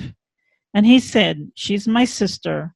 For he feared to say, She is my wife. Uh-huh. Lest, said he, the men of the place should kill me for Rebekah, because she was fair to look upon. You see that? So he understood because his father, the landmark, told him this is how these nations operate.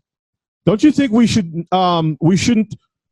also inform our young ones that the nations that we are under also have the mentality of taking what they want? If they see an attractive Hebrew that says, she's going to live, you're going to die. She's going to serve, or he's going to serve this purpose. They're going to put you where they want you to be. And this is why they're using technology. The technology is learning us. It's studying our behaviors. It can see who we are. It's monitoring our movement. It's monitoring our speech. And it's building a case against us. It's learning us. It's figuring us out. It knows where we go. It knows what time we sleep. It knows what time we wake up. It knows who our children are. The technologies are like a little demon around us, overshadowing us. It knows what makes you happy and what makes you sad. It's building a profile on you. So Abraham was a very learned old man. And he understood the times, and he saw what was happening. He knows how Egypt operates. He says, shh, honey, don't say nothing. Tell him something else. He told his son the same thing too. You don't see Isaac saying, come on, daddy, come on, man. That's old-fashioned stuff. What are you talking about? Look at Egypt. This is a civilized place. Oh, look at Canaan over here. This is a well-known Philistine country. They have all these, they have, give me some of these high class, they have the Hilton. The Oasis Inn. The Sheraton. You can bring your camels there. The guy will take your camel in the back, brush the camel's hair, give it water, clean the toes of the camel. Everything is cool. What are you talking about? He didn't say that. He did the same thing his daddy did. And I wish and I hope, I should say, that our youth is understanding that we need to put in security measures in place in our lives. Safeguards. Sometimes we give out too much information. We don't know who we're talking to. And next thing you know, your life is in jeopardy. Let's move on. This is the future the nations seek. Control the peoples, control what people eat, control what goes into their bodies, control what comes out of their bodies, control who's fit to live and who also deserves to die. That's what the nations are seeking. This is the future of the nations. And we have another example, 1 Samuel chapter 8. We're going to read verses 4 to 21. And this is the problem of our people trying to emulate the other nations. Remember, the other nations think about taking stuff that don't belong to them. Right? And the Most High is saying, if you follow these nations, the mentality of taking stuff is going to be upon you. Let's see what it says. Then all the elders of Israel gathered themselves together and came to Samuel unto Ramah, and said unto him, Behold, thou art old. You are old. Man, you're an old dude, old-fashioned. Get out of here. Read. And thy sons walk not in thy ways. And look at your families messed up. Now make us a king to judge us like all the nations. Make us a king to judge us like all the nations. They didn't even say like that nation. Like all the nations. Read. But the thing displeased Samuel when they said, Give us a king to judge us. And Samuel prayed unto Yahuwah. And Yahuwah said unto Samuel, Hearken unto the voice of the people in all that they say unto thee. For they have not rejected thee, but they have rejected me. We'll give the people what they want. Read. That I should not reign over them. According to all the works which they have done since the day that I brought them up out of Egypt, even unto this day. wherewith they have forsaken me, and serve other gods, so do they also unto thee. Let's pause for a moment. According to all the works which they have done, that's the murmuring, the complaining, being fussy about keeping two scriptures.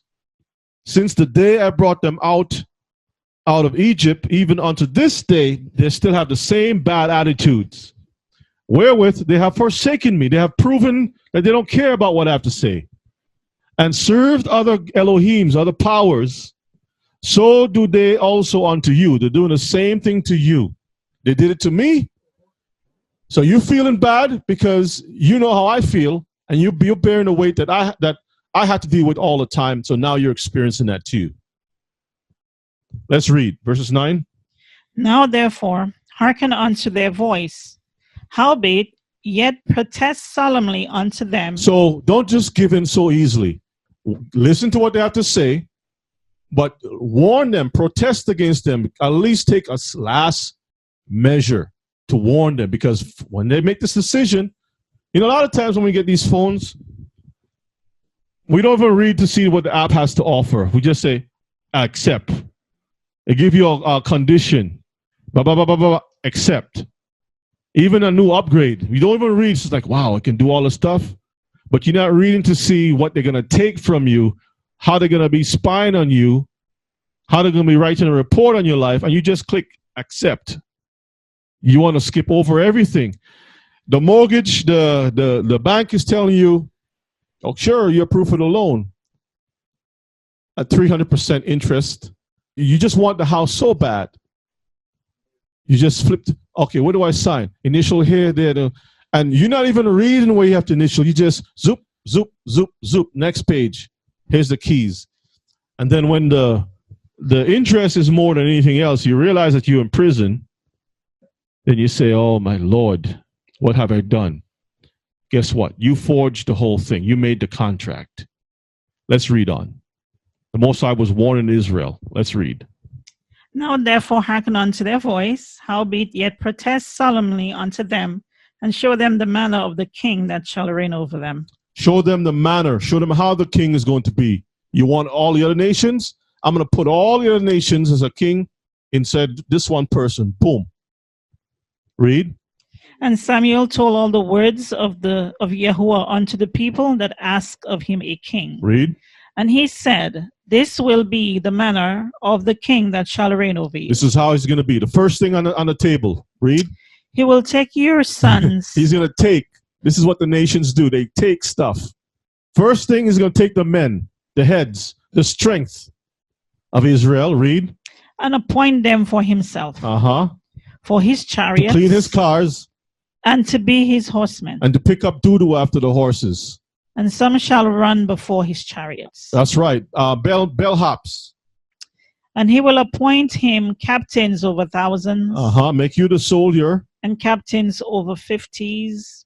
And will set them to air his ground and to reap his harvest. So you can go and do the garden work. And to make his instruments of war and instruments of his chariots. So you're going to work in his factories, in his warehouses. Does that sound familiar to you? Mm-hmm. Isn't that what we're living in right now? Mm-hmm. But guess what? That's what they're planning for the next generation. When they bring up all these technologies, who's going to make the technologies that will rule over us, our children? Somebody got to make them. Somebody have to care for them. Yeah, they're going to be robots that's going to take care of robots, but there's another purpose behind the scenes. Because you can't have 6 or 7 billion people, and on top of that, you have 6 or 7 billion robots doing all the work. You don't need that many people around. Once the technology is in place, you don't need a cashier. If you can walk into a store and beep, you walk out with a product, and it already charges your account. What do you need a cashier for? If you have a robot in the back that's stocking the shelf, what do you need a stock clerk for? If you have a robot coming out and taking all the, you said, well, maybe I can get a job to bring the to bring the baskets in, pick up all the baskets. No, They got a robot that will go out into the parking lot and get all the carriages, the carts, and pull them back in. A drone. Huh? What do they need you for? So now you're going to be a useless eater. The carbon footprint. You remember they've been singing this song about carbon footprint for a long time. And we don't understand what that really means. I do. Basically, too much farts is in the atmosphere, too much methane. And the methane is causing global warming. Too many cows because there are too many mouths to feed. So let's reduce the amount of cows and let's reduce the amount of people also. So guess who's going to be kept around? The best of the best. Only the people that looks like supermodels and has a certain status like one of those pageants, they're going to keep around.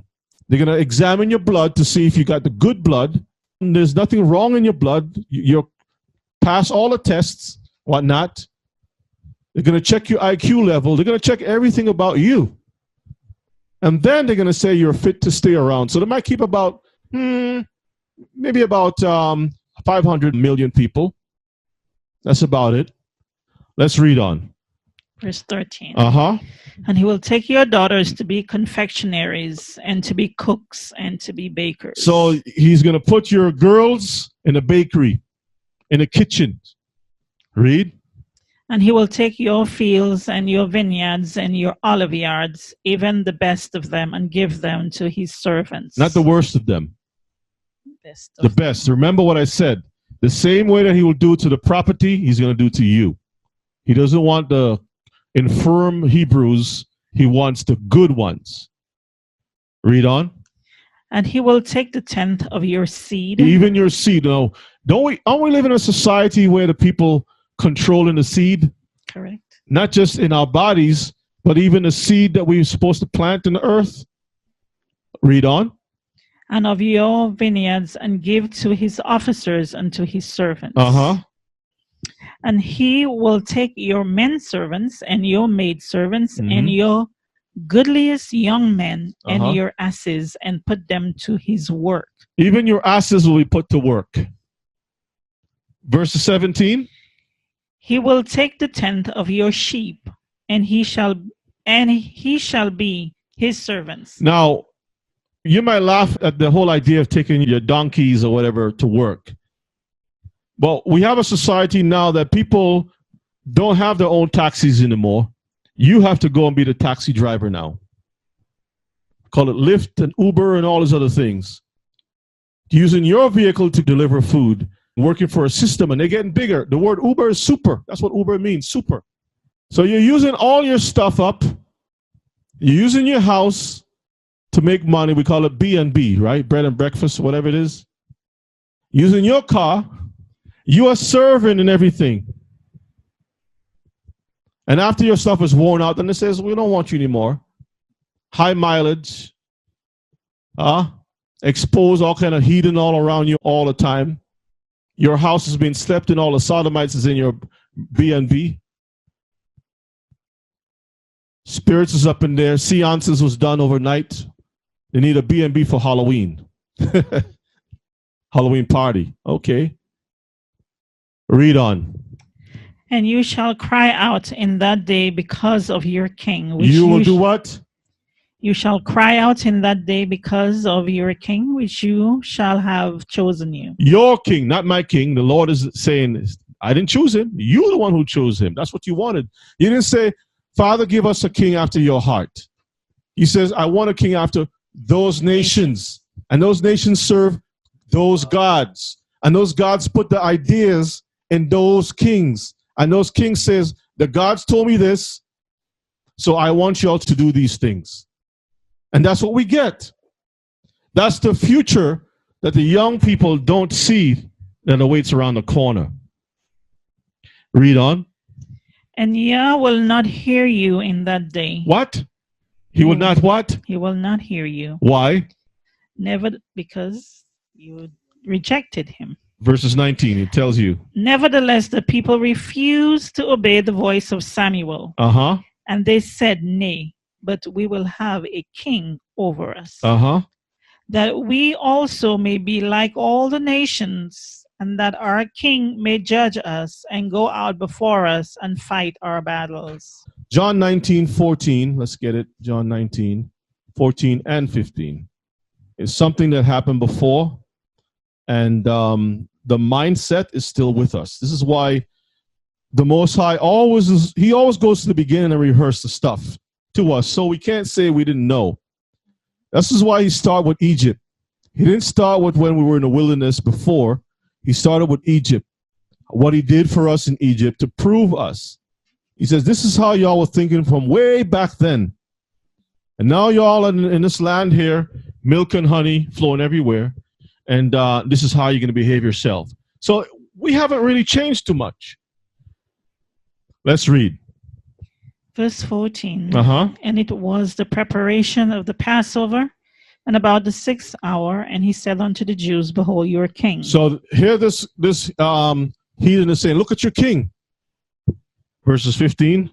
But they cried out, away with him, away with him. Get him away from us. Take him away. Crucify him. And Pilate saith unto them, shall I crucify your king? The chief priests answered, we have no king but Caesar. Like the other nations. That's the same thing we just read. Yeah, absolutely. That's the same thing. We reject the Most High. We say we want to have a king like the other nations. So what does Caesar do? That's what Caesar is doing today. It was not Caesar Borgia that they worship in churchianity. Let's move on. They've been worshiping. Now, I have this picture here. Y'all remember when years ago it used to be that the police was just, all they had was a whistle and a stick. Say stop. And it had a stick and it will, maybe knock you on the knees a couple of times. You can see the evolution of the police force. Right over here. Simple. A whistle and a stick. Moved over here. He still has a whistle and a stick, but a little handcuff over here. Then he moved over here with a white clean shirt because he's not going to be close to get dirty anymore. He can just fire a shot at you and don't get dirty. See the white shirt? And then later on, he has all kind of utility belt like Batman. Bullets, spray, taser, cuffs, throwing darts. He has all kinds of stuff. He's well protected, bulletproof vests, everything. And look at where the police officers are now today. Knee pads. They cover their face. You can't even see them. You don't even know if that's your, hey, Uncle Remus, is that you? You don't even know who that is behind there. Cover the face. Machine gun. Can fire 100 rounds a minute. Bulletproof. Combat boots. Right? And then on top of that, they have a little drone. You see the drone? See the drone above the head? Y'all see that? So this is telling us the direction that we're moving to. Because back in my days, at least I had the guy with the white shirt.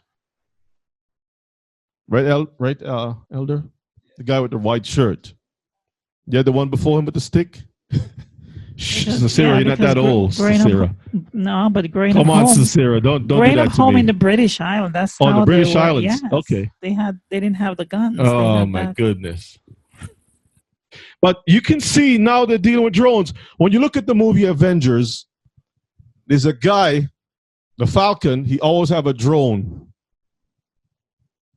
that scans the area. This is a society we're moving in. So we can see where we are today, Mishpachah, and this tells us the direction we're moving into. Now let's move on. This author, just like we looked at 1984, Ayn Rand, okay? Ayn Rand, she wrote a book called Atlas Shrugged, which is about the future. Just a little interesting point. Most of the world know her as Ayn Rand, but her real name is Alyssa Zinovina Rosenbaum. In other words, she's Jewish. You'll find a lot of these authors that write these stuff about the future. Just check the background and you'll see what I'm talking about. Now, when she was a child, 12 years old, she favored Alexander Kerensky. He was a communist. When you look at Lenin, Stalin, and all those people, you'll see that it was the Russian Jewish people that were behind communism. Communism, socialist movements, communisms, and that kind of stuff. They're behind that movement, okay? You can look it up for yourself. Maybe I can do a class on that and put all the pieces together so you can see. So I am not surprised that certain literature will come out about a future that resembles communism, the overthrow of freedom and the establishment of spying and surveilling and controlling people's lives. Now, her name, Ayn Rand, her name means eye. You know this in Ayn, in the Hebrew. It's an eye. Now, anybody who understands the Illuminati would know that there's a certain eye that is on that pyramid, right? Okay. So I'm just sharing that real quick. These people, when you look at a lot of the literature that they put out there, there's another one called, is it The Brave and the Bold or something like that? Some of these other books is actually speaking about the future. Let's see. Let's move on. I'm going to share with you all some news pieces, and then I'll play some video. Let me see. Yeah, we'll play some video. They're short videos. So Kifa, and Kifa is one that works behind the scenes. He's always sent me news reports, and I thank the Most High for Kifa. Always behind the scenes working on certain things.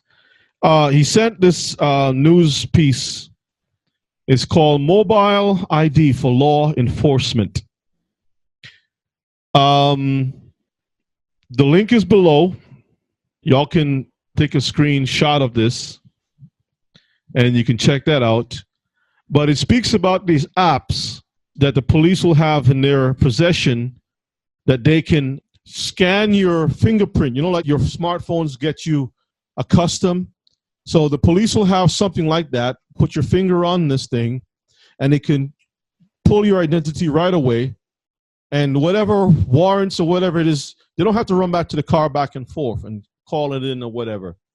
Scan it, your picture comes up, all the information pulls up right away. Easy, okay? It's just called Mobile ID for Law Enforcement. And you can check that out. It says the challenge. In an ideal world, all law enforcement agencies would have the frontline capabilities that rapid mobile ID provides. Knowing who you are dealing with is fundamental to the mission and the officer's safety. Remember, the Bible says when they say peace and safety, final destruction will come. They will always speak, and this is the same double speak. When they talk about the officer's safety, it's not talking about you being saved. Remember, they're supposed to be public servants. Who is the public? We are. It's supposed to be public safety, but that's double speak because we're not safe. We're not safe, okay? However, the reality is that IT resources are stretched, you see? Device proliferation is a burden, and budgetary constraints delay or cancel many projects. So they're going back to the money thing. The market-to-be system is all about money. It all boils down to the money thing. Because of budget restraints and not having enough techies to manage them, because it's expensive to have a tech on board, why not have all information right here in the palm of your hand? Let's move on. In the UK Independent, there was an article that spoke about, this is 2017, September 22nd.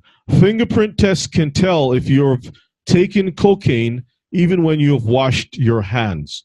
So the technology is so powerful that even if you wash your hands to say, hey, what if you just, maybe you're telling your loved one, hey, don't smoke that thing, that you know, and you throw it away. You touched it. That person walks away. So now you're driving, going home. You're not thinking about anything. License and registration to pull you over. Put that ID thing scan your finger, pull up your information, and then the fingerprint tests that they have in the apps that they have today can read or sample the stuff on your finger and says, oh, what's going on, officer? You're in possession of cocaine. Cocaine? I don't smoke any cocaine. Well, I see you have a clean record here, but we have to bring you in. And depending on what you look like, and you don't have enough bleach to take care of your complexion, and you don't have enough blue to put in your eyes, you might get a beat down. You might make it to the police station, or you may not make it at all. And this is the future that our young people need to see, that the system, the nations that is ahead of us, that we're in right now, their plan is to take control from us completely. And the only help that we have is from who? The Most High. So they're putting this stuff out so we can see, but are we taking note? Son of man, speak to the house of who? And warn them. In the Daily Mirror, it says Met Police are using mobile fingerprint scanners that can detect known criminals in just how long? 60 seconds. So you don't even have time to run away. It's that quick. It's that quick, Mishpachah. And they can smile at you and press another thing on the side, and next thing you know, you're surrounded with all these police. You see the technology, Mishpachah? Do you see it? And they use the left hand so that you wouldn't think or associate it with the who? The beast, the right hand. Okay? And what do you see over on the right side of that pad? One of these right here. Okay? Big Brother is watching you. Look at the news articles, Newsweek 2014. Somebody's watching. In the age of biometric surveillance, there is no place to hide. No place to hide. Let's move on. Rise of the drones. You think when they sent all those drones to go look for Saddam Hussein in the spider pit, that it was just about that? Don't you know that the things that is used in the military, they have to make the money on the private sector? It's only a test. You think all those soldiers that lose their limbs in the battlefield is coming home just to sit around and get welfare? No. Those men are losing their limbs so that they can use new technologies to be cyborgs, to have devices attached to them. You understand that? So when the technology is used in the battlefield, guess where's the next place of use? The home front. Okay? The drones. Everywhere there's a drone. You can't even take a shower without a drone looking through your window. But it's worse than that now. You don't need a drone to be outside. Because right after, what is that, Black Thursday or Friday, whatever it is that they call it, a lot of people is going to be running out to buy new devices for their homes. We're going to take a look at that too. Time Magazine, 2045, the year man becomes immortal. And a Jewish person wrote this article, Lev Grossman. Look at the link behind the neck. Okay? So the question about the rise of the drones, they are America's global fighting machines. What happens when they're unleashed at home? The same author, Lev Grossman, over here, is the same author over here. I just realized that. All right, let's look at the future with food. What the next generation will have to deal with food. We all know this. We've talked about it before. Today's food regenerates our planting seeds for a healthier tomorrow. Popular science, the future of food, how to feed a hungry planet in the what? Digital age. Look at the corn. All chips. Y'all see that? Corn chips? Smart guns. Drone that flies for you. Killer lasers. 007 new ride. Just look around and you can see what they're telling us inside the FBI's bomb lab. This is the same thing in 1984, the novel. Okay. Let's move on. Never offline. This is Time Magazine. The Apple Watch is just the start. Do you see that? The Apple Watch is just the start. How wearable tech will change your life, like it or not. Because if what? He caused. Say again, Brother Pincus. Say something in the mic. It's written by the same guy, Lev Grossman. Gotta look into this guy. Jewish dude. But you can see how they're introducing the Apple Watch first to give you the sense of control that you can take it off and you can lay it aside. But then it's going to be part of your makeup, like a tattoo. Have you noticed the trend? Years ago, only sailors would have maybe a little tattoo. Popeye with a little anchor. Okay, I travel overseas. But now, people everywhere, even grandma has tattoos that it starts up here and now it's down to her knees. Tattoos all over the back. Tattoos in the ears. Take a shower, tattoos is everywhere. In some Hebrews, you can't even see if you're circumcised or not because the tattoos is everywhere. And this is the problem. When we see the temperature, when we test the waters, we can see how we're moving towards the mark. Huh? We're racing. Rings. Tattoos and rings. Everything is in prison. It's in chains. Everything is marked like a beast, branded like a product. So we become products. We're training ourselves to become products. Let's move on. What will become of the seed of men? Who will our children marry? What will happen to the offspring? Let's move on, and then I'll play some video. Okay.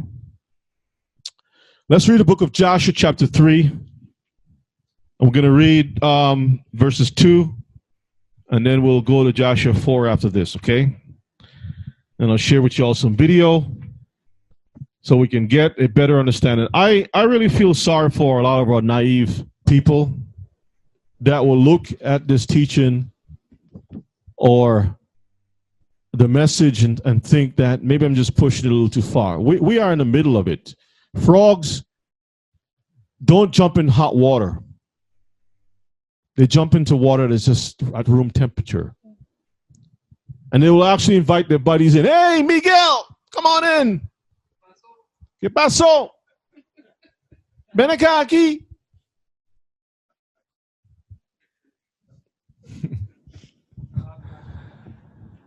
And all of them jump in there. The water is really great. So music is jamming, you know. Amigo, you forget the chips and salsa. Come on in. And by the time you turn around, frogs is upside down. Frog stew. Let's read Joshua. And this is what's happening with our people. We throw a pool party, got the chicken wings, barbecue sauce everywhere, or hot sauce or whatever it is. And by the time we turn around, we're upside down. It's too late. Our children are gone. We're gone.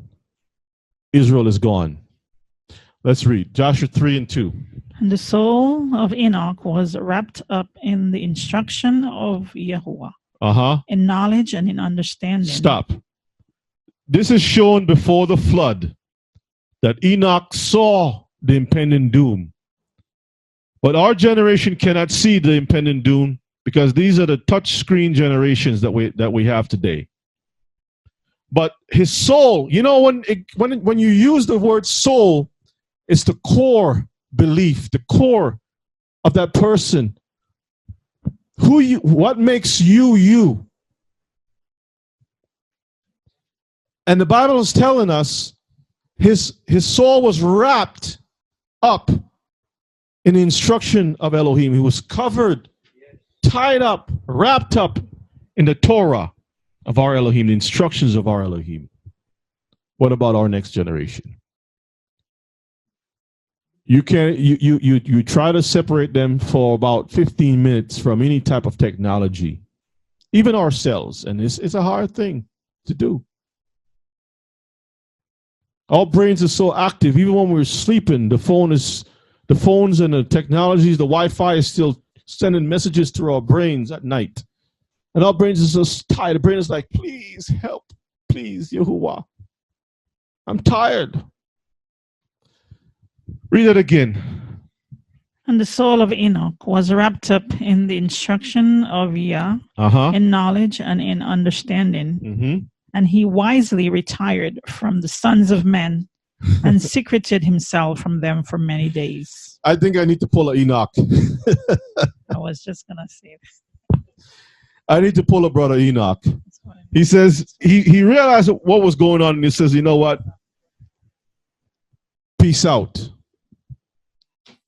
He retired. He just started walking backwards, and then he just disappeared. Hey, have you seen Enoch? He turned his phone off. He turned everything. He just shut it down and says, listen, man, I'm done with this thing. I can see what's happening here. Let's go to Joshua. And this is just about the touch screen generation. You see the picture on the left? You see it's not like a real tree. It's a tree house, supposed to be a tree house. But when a child climbs a tree, it's like he's in his own little world in the phone. He's not even going into the tree house. Like when I was a child, it was like, Dad, can I have this old wood over here? Yeah, you can have the wood. Can I borrow your saw? What are you going to do with the saw? Can I borrow some nails? You can use those old nails over there. All right, go ahead, son. Go ahead. And then you start telling your boys, hey, I got some wood. I got some nails. What do you got over there? I got some this and that. Okay, let's go build a tree house. We're going to start our own little club. Right? And you and the boys get together, find a nice tree, and you put something up in a tree. That was my generation. Constructive. But the other generation, they're going to go to the monkey bars, they're going to go up and like this. Swiping. You see the picture of the little child? The child doesn't look sad, does it? The child looks interested, connected, happy. You can take a look at the link below. Freeze it if you want to take a picture of it. You can do the research on that. Okay, so let's move on. Joshua chapter 4, verses 18. This is about the seed, okay? Because the people are distracting the little ones, and by doing so, fill our minds that the seed is not really necessary. Okay, that the new way is, let me be as strong as a lion. So what do you need? You need some of the lion's DNA in our bodies. We want our food to be a little more leaner, so let's cross-breed the species so we can have leaner, because the doctor's saying, listen, our cholesterol is too high. So this eel over here has low cholesterol. If we can take this eel and mix it with the chicken or with the lamb, we have lamb eel. Okay, let's read Joshua 4 and 18. And lamb meal is actually good for you. It's a new product. It's healthier for you. As a matter of fact, the insurance company is going to give you discounts on your insurance.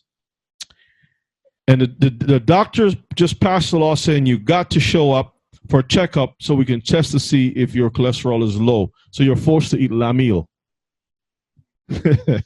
Joshua 4 and 18. Let's read. And their judges and rulers went to the daughters of men and took their wives by force from their husbands according to their choice. That's the law. The judges is the law, and that's what the future holds. Those who control the next society. Read. And the sons of men in those days took from the cattle of the earth. They took. Read. The beasts of the field and the fowls of the air. Uh-huh. And taught the mixture of animals of one species with the other. Read. In order therewith to provoke Yahuwah. To make the Most High happy.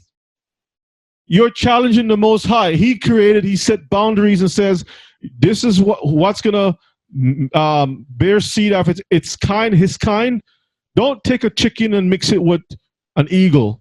But they've done that already. And a buffalo with a cow and a dog with a wolf. Don't be mixing these things up. They have a fish gene in a tomato. Come on now. Let's read. And a rat gene into broccoli. For all flesh had corrupted its way upon earth, all men and all animals. See that? All men and all animals. Let's get Joshua 5. This is what's been happening with the seed, Mishpachah. Joshua 5 and 5. Let's read. And all who followed Yah died in those days. Now think about that. The Most High sometimes will say, you know what, y'all going to rest because whatever's coming up in the future is too much for you to bear. I want y'all to just go and sleep. Sleep this one out. I'm going to bench you for a little while. This game is too hot. And the young people don't see that, hey, if they should be looking at Grandpa. Grandpa, what happened? You don't feeling so good? Because Grandpa was good all the time. Grandpa himself or Grandma is a living witness that the next generation is going to be in big trouble. Because she was fine all the time. And all of a sudden she's not feeling so good. That should be a sign that the Most High is going to put some judgment out. Because Grandma was a righteous woman. Warn you. Over and over. Don't be mixing with no pagan stuff. Child, put that thing down. Go take the scriptures. Go play with your friends. Go have a life. You're not listening. So the Most High says, Grandma, you said enough. Go rest. And when you see Grandma's not feeling good, your time has come to an end. Let's read. And all who followed Yah died in those days before they saw the evil which Yah declared to do upon earth. See that? Verses 21. And all the sons of men who knew Yah died in that year before Yah brought evil upon them. When it says knew the Lord, that means they had a relation.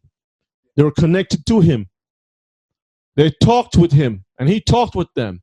He says, you know what? You don't need to see this stuff. You need to die remembering the peace. Remember what happened when a lot of the old men says, I wish when Jerusalem was destroyed, I wish I wasn't born to see this happen. I remember the days when Jerusalem, the temple was beautiful. And I feel it's a hard thing for me to witness the destruction of something that was so beautiful. Let's read on.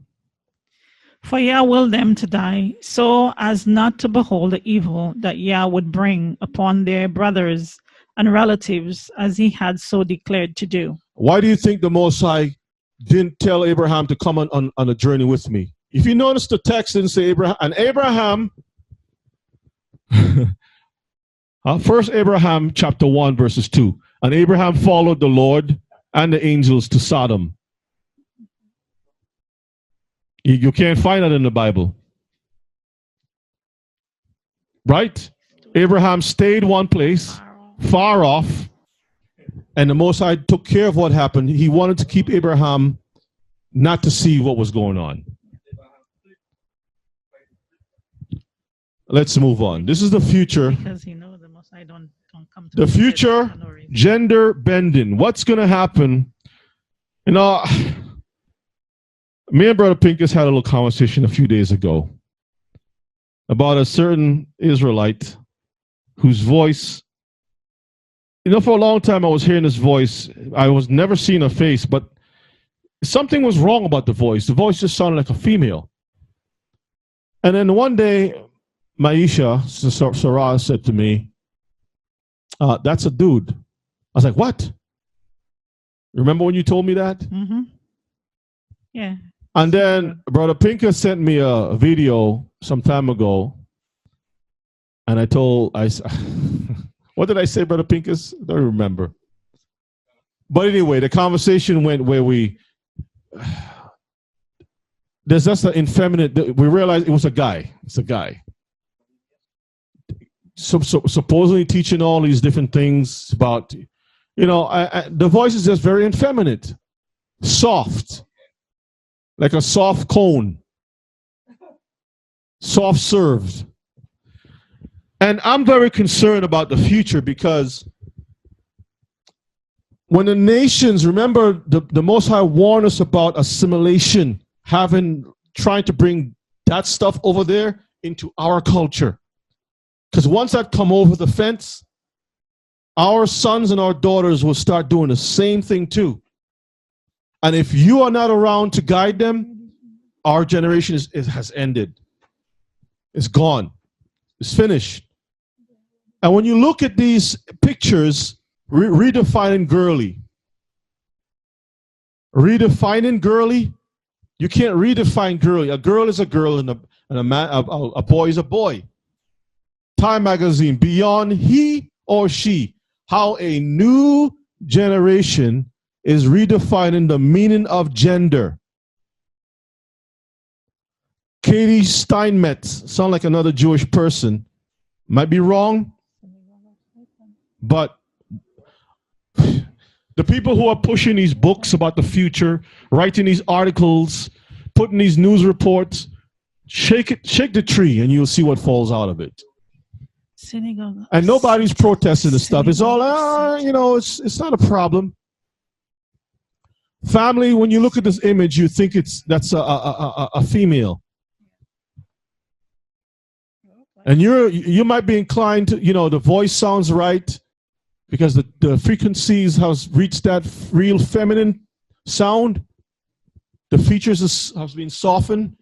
There's no Adam's apple, like they say Adam's apple. There's an Eve. No, it's an Eve apple.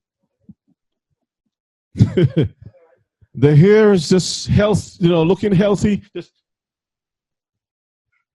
flip it back and forth. The steps is more female than female. Actually, it's been toned down because they're learning how to master that. They're listening. You see, these sodomites have algorithms too. They get feedback. When you says, well, why that guy twitching so much? That must be a man over there. Because females don't walk like that. And guess what? They're feeding that information into their system.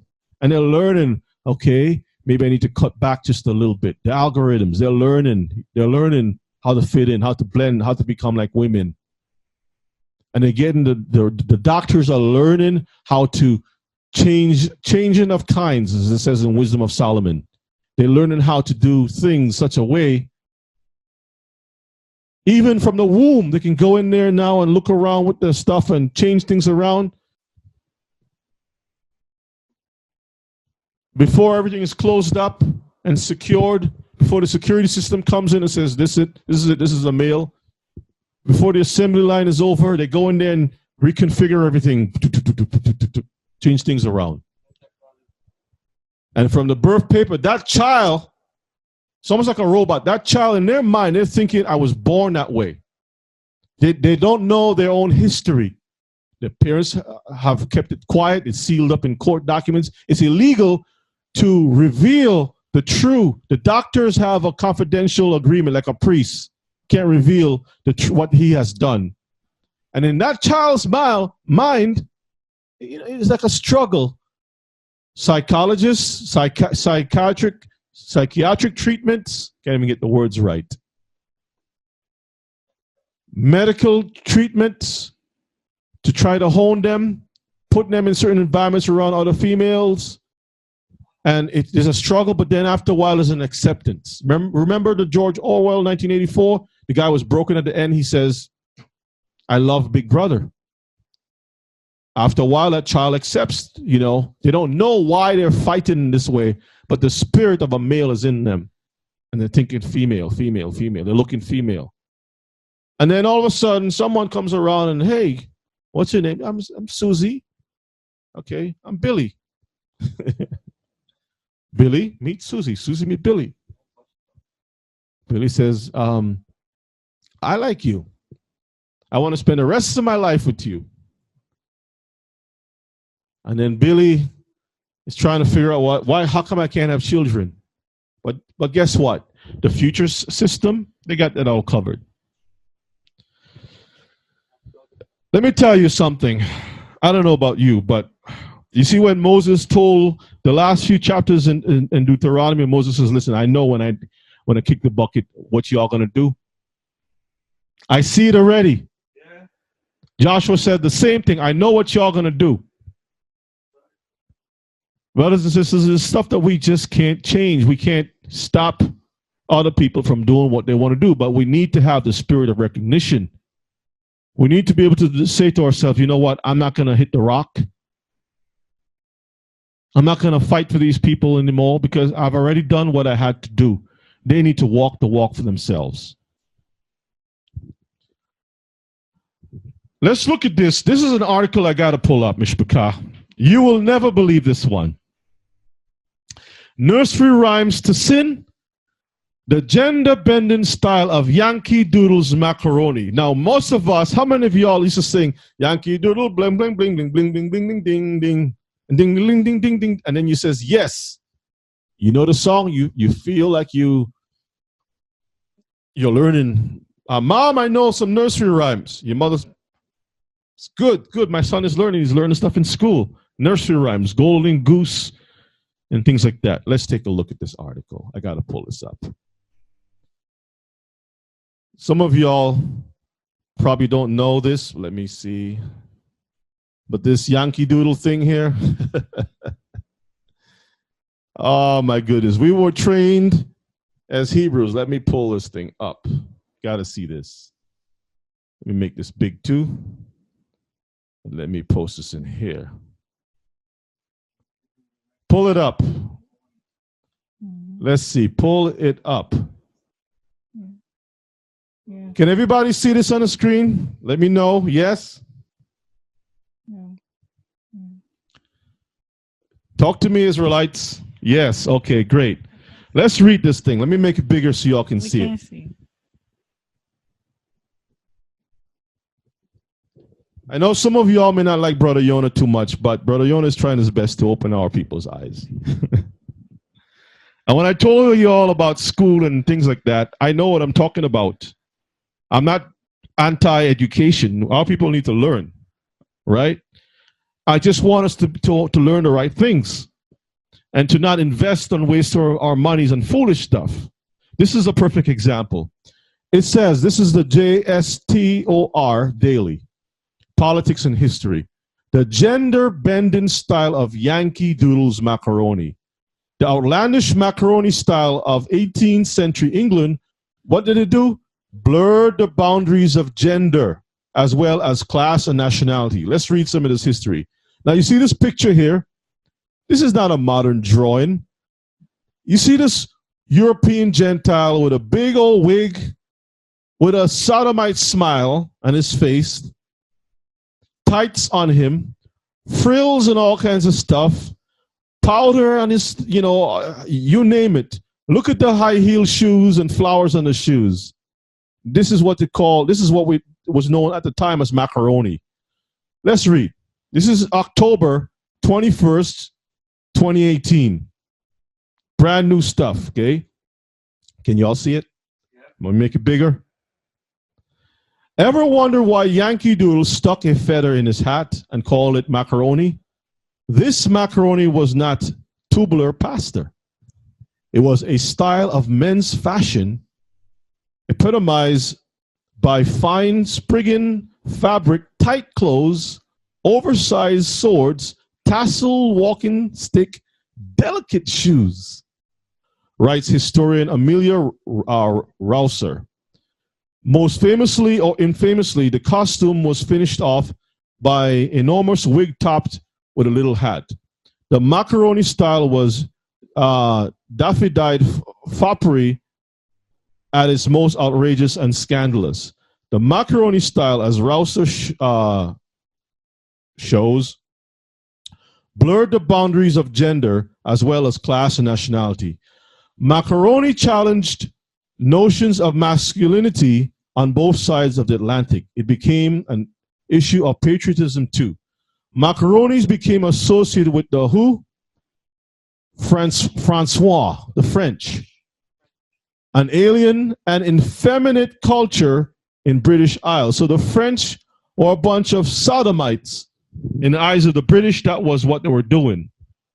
Yankee Doodle Dandy roughly dates to the French and Indian War, 1756-1763. The song seems to have originated with professional British soldiers who had teamed up with colonial militias more concerned with their appearances than their fighting skills. I don't even have to read the rest of it. Y'all can check this out. The bottom line is that is a sodomite. That song is based on a sodomite culture. European, French in particular, sodomite culture that have our little children singing even to this very day about sticking a macaroni in his hat. Stick a feather in his hat. Whatever it is, some silly. You're speaking to the mic, brother Maynard. Oh, let me post the links for you all. It just goes to show how these things can follow us. I probably was about 6 years old when I remember that teaching. Yankee Doodle went to town upon, I think, a pony. Did you have a pony, brother Maynard? No. Did you stick a feather in his hat? Did you stick feathers in your hat? Yes. I was about 6 years old, and I'm over 60. So imagine. Brother Maynard, our young children have been learning in these schools about sticking feathers in hats and thinking that it was something wonderful to learn. After all, we're learning prestigious culture. When this is a cross-dressing. Elder, say something. Help me out, Elder. When you don't know, it seems good. But thank God our eyes are opening to see these things. And when you tell people that, they might laugh at you. Let me pull some more up here. Mishpachah, you see what Israel have to deal with. Our ignorance has kept us. Let me say something. Go ahead, brother. Go ahead, brother. When I was in South Carolina, a sister. Put some bass in the voice, brother. We got to make sure. Put that bass out, brother. Come on.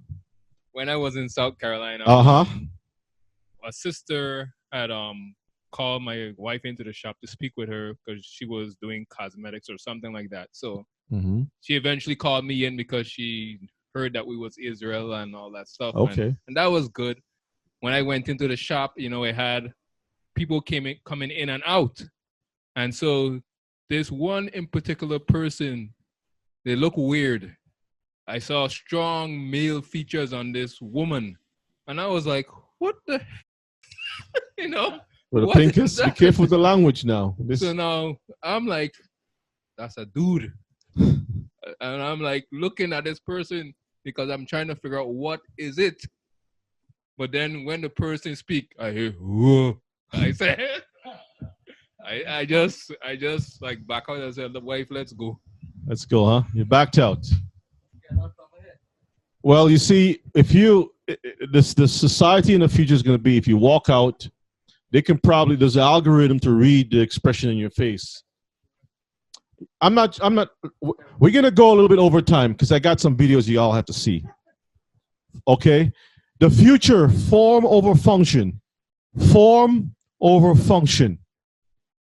Let's read the book of Joshua 4 and verses 19. Form over function. So in the future, it's more about the outside appearance rather than the way the Most High designed us. That a female she's designed as a female to fulfill a certain role, and a man is designed as a male to fulfill a certain role because he said it was good. But this stuff here is confusion. This is Babel in your loins. Okay. Joshua 4:19. Let's read. For in those days the Son of Man.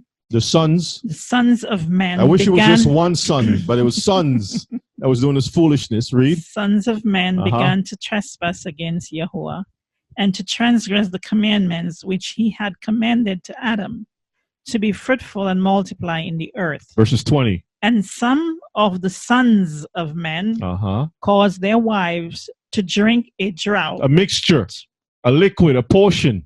Read. That would render them barren Surrender them barren, read. In the other, that they might retain their figures, and whereby their beautiful appearance might not fade. They was turning their wives into idols. What do you call a little idol? A figurine. A figurine. Isn't that correct?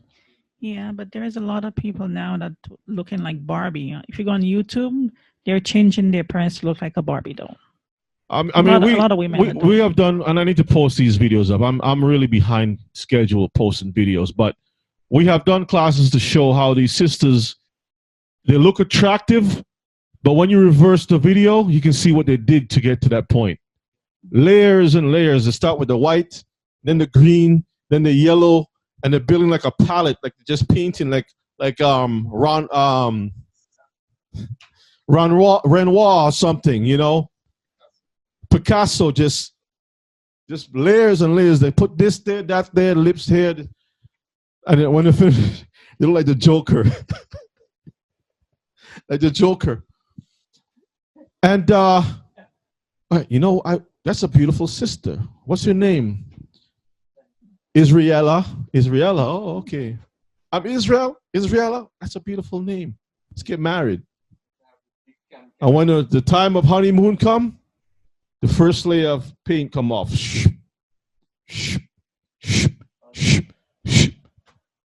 And then you be like Jacob. Somebody has tricked me. Because as far as I have the photographers now, I'm going to call him. Can you go back, look in your camera and tell me who you have on that camera? Because who I have here next to me, I don't remember this person. And the photographer will send a JPEG, a little clip. And you get your phone, you're like, I can see me, I can see Israela right over here. But who are you? Who are you? And that's the generation that I'm afraid of. Because you don't even know what you're getting. They're telling you the present is sealed. You're buying a wrap present. It is what it is. You don't know what you're getting. So it says, in order that they might retain their figures and whereby their beautiful appearance might not fade. So they gave them a portion. What do we have today? Birth control pills. You have all these different things that the women are taking to keep themselves a certain way. A lot of things is in the market, and when you look at it, it's nothing but witchcraft. Because it's the fetus grounded up into powder, the umbilical cord, the foreskins of babies blended up into some lotions and potions and whatnot, and the people are rubbing them on the skin. And when you kiss the sister on the cheek, you don't even know if that's a circumcised child that you're kissing or a female that you're kissing. You don't even know what you're getting on your face. The lipstick, love you, honey. And you don't know what you just kissed. What cometh between me and thee? Well, if it's natural, Sister Sarah, say something. If it's natural, that's fine. I'm not against the sisters putting on a little something to make their glory shine a little bit more gloriful. But I'm speaking about covering. Is the reason why it's called mascara. Huh? Because you don't know what's underneath the mask that you're caring for or carrying. You need a palette knife to kind of scrape that off. So you have to be careful. A little bit goes a long way. You don't need to be putting layers and layers in it. Leave the Gentile stuff alone. Okay? So this is what the Bible spoke about. And guess what? The future generations, they're going to have to deal with that stuff because now they're doing the stuff here surgically and with medicines, okay? And the women are not keeping themselves to be productive to have children because the society is preparing our women not to have children. Everything has to be delegated by the nations.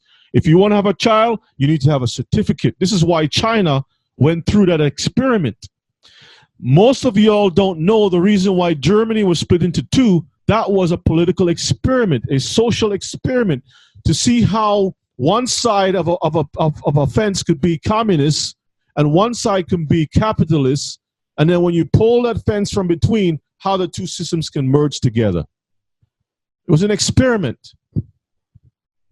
Why they allow these things to happen far away from American shores is because it's coming to our shores. And when it comes here, it's going to be hard.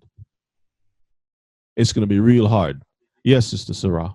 Now, what I wanted to say about what you mentioned earlier, it's not just the women alone. One child in China. It's not just the women alone with the mascara and all that thing you say, but sometimes the men themselves, they want to see their wives look a certain way because they're looking at the magazines and they're looking at how other women, on those social things, and they want their women to look a certain way too, even though sometimes there's some other women who don't really care for that, but they do that because they're trying to keep their husbands or whatever. Well, so it kind of goes both ways. So now I'm blaming the brothers now.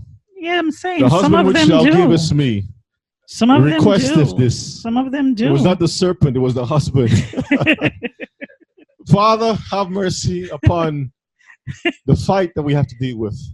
Our shoulders are not broad enough, Father. But it's true, though. It's Deliver true. us. Some it's of true. them, that's how, yeah. Especially the men now that are going both ways, Brother Pincus, it's true. You don't even know if they're... Should we pull the mic?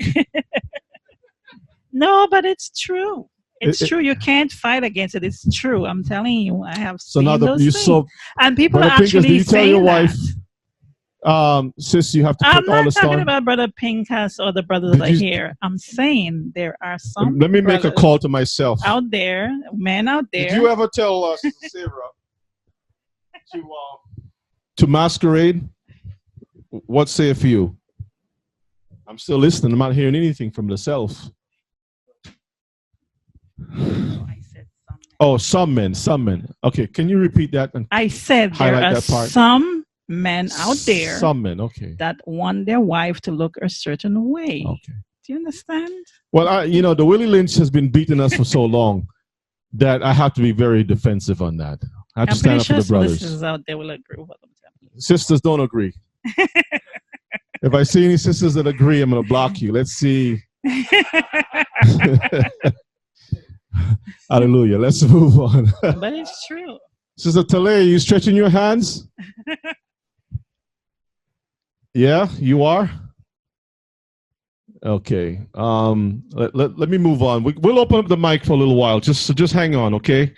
Let's take a look at this. What does science fiction tell us about the future of reproductive rights?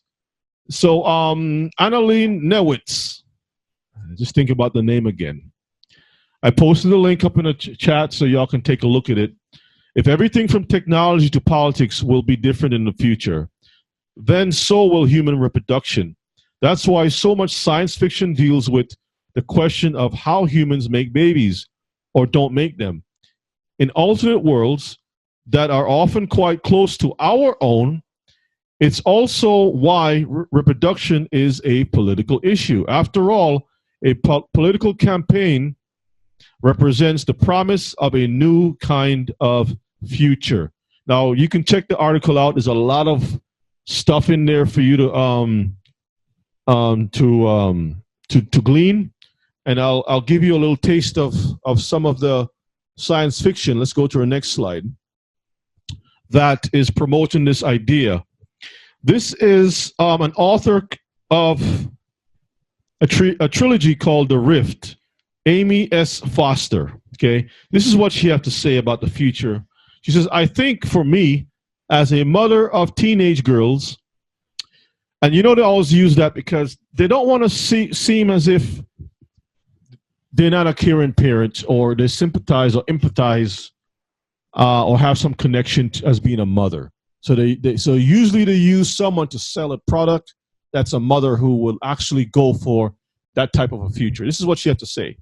I would love to see a birth control injection that lasted for years and was what? Mandatory throughout the world. It sounds completely totalitarian, I know, but I believe that no child anywhere should have to deal with the fear of parenthood, an emotional upheaval of abortion, or the trauma involved in adoption. I think allowing girls to grow up before becoming mothers will truly change the cultural, emotional, economic landscape. You notice the three: culture, how society wants to go; emotional, how you feel; and economic, how much money, your pocketbook is affected. This is the movement towards the beast. An economic landscape of the entire planet for the better. Notice they always use the term better. It's always putting out for the young people that it's going to be better. But they always shame what the Most High set up. I believe that no child, that's a negative, anywhere should have to deal. That term, have to deal, makes it sound like it's a burden. With the fear of parenthood. So parenthood now becomes a problem. The emotional upheaval of abortion, that you shouldn't have to be put in a position to kill. Or the trauma of adoption, that you shouldn't have to be, feeling bad that you have to go through all of this, like the rejection of having to adopt and you can't have a child, finding the right match. So they put these scenarios to make it seem like it's a problem. This is how they get the world of tomorrow, the youth of tomorrow. Let me post the link so y'all can check it out for yourself. Okay. Well, they're gonna put themselves. They're gonna put themselves. Okay, I gotta eject Sister Tale. Let me boot her from the room. Let's move on. Let me play some videos now, Mishpaka, and then we'll open up the lines for a little chat. Okay. Okay, we still got plenty of time. So let's move this out the way. Let's take a look at let's look at the TVs and stuff.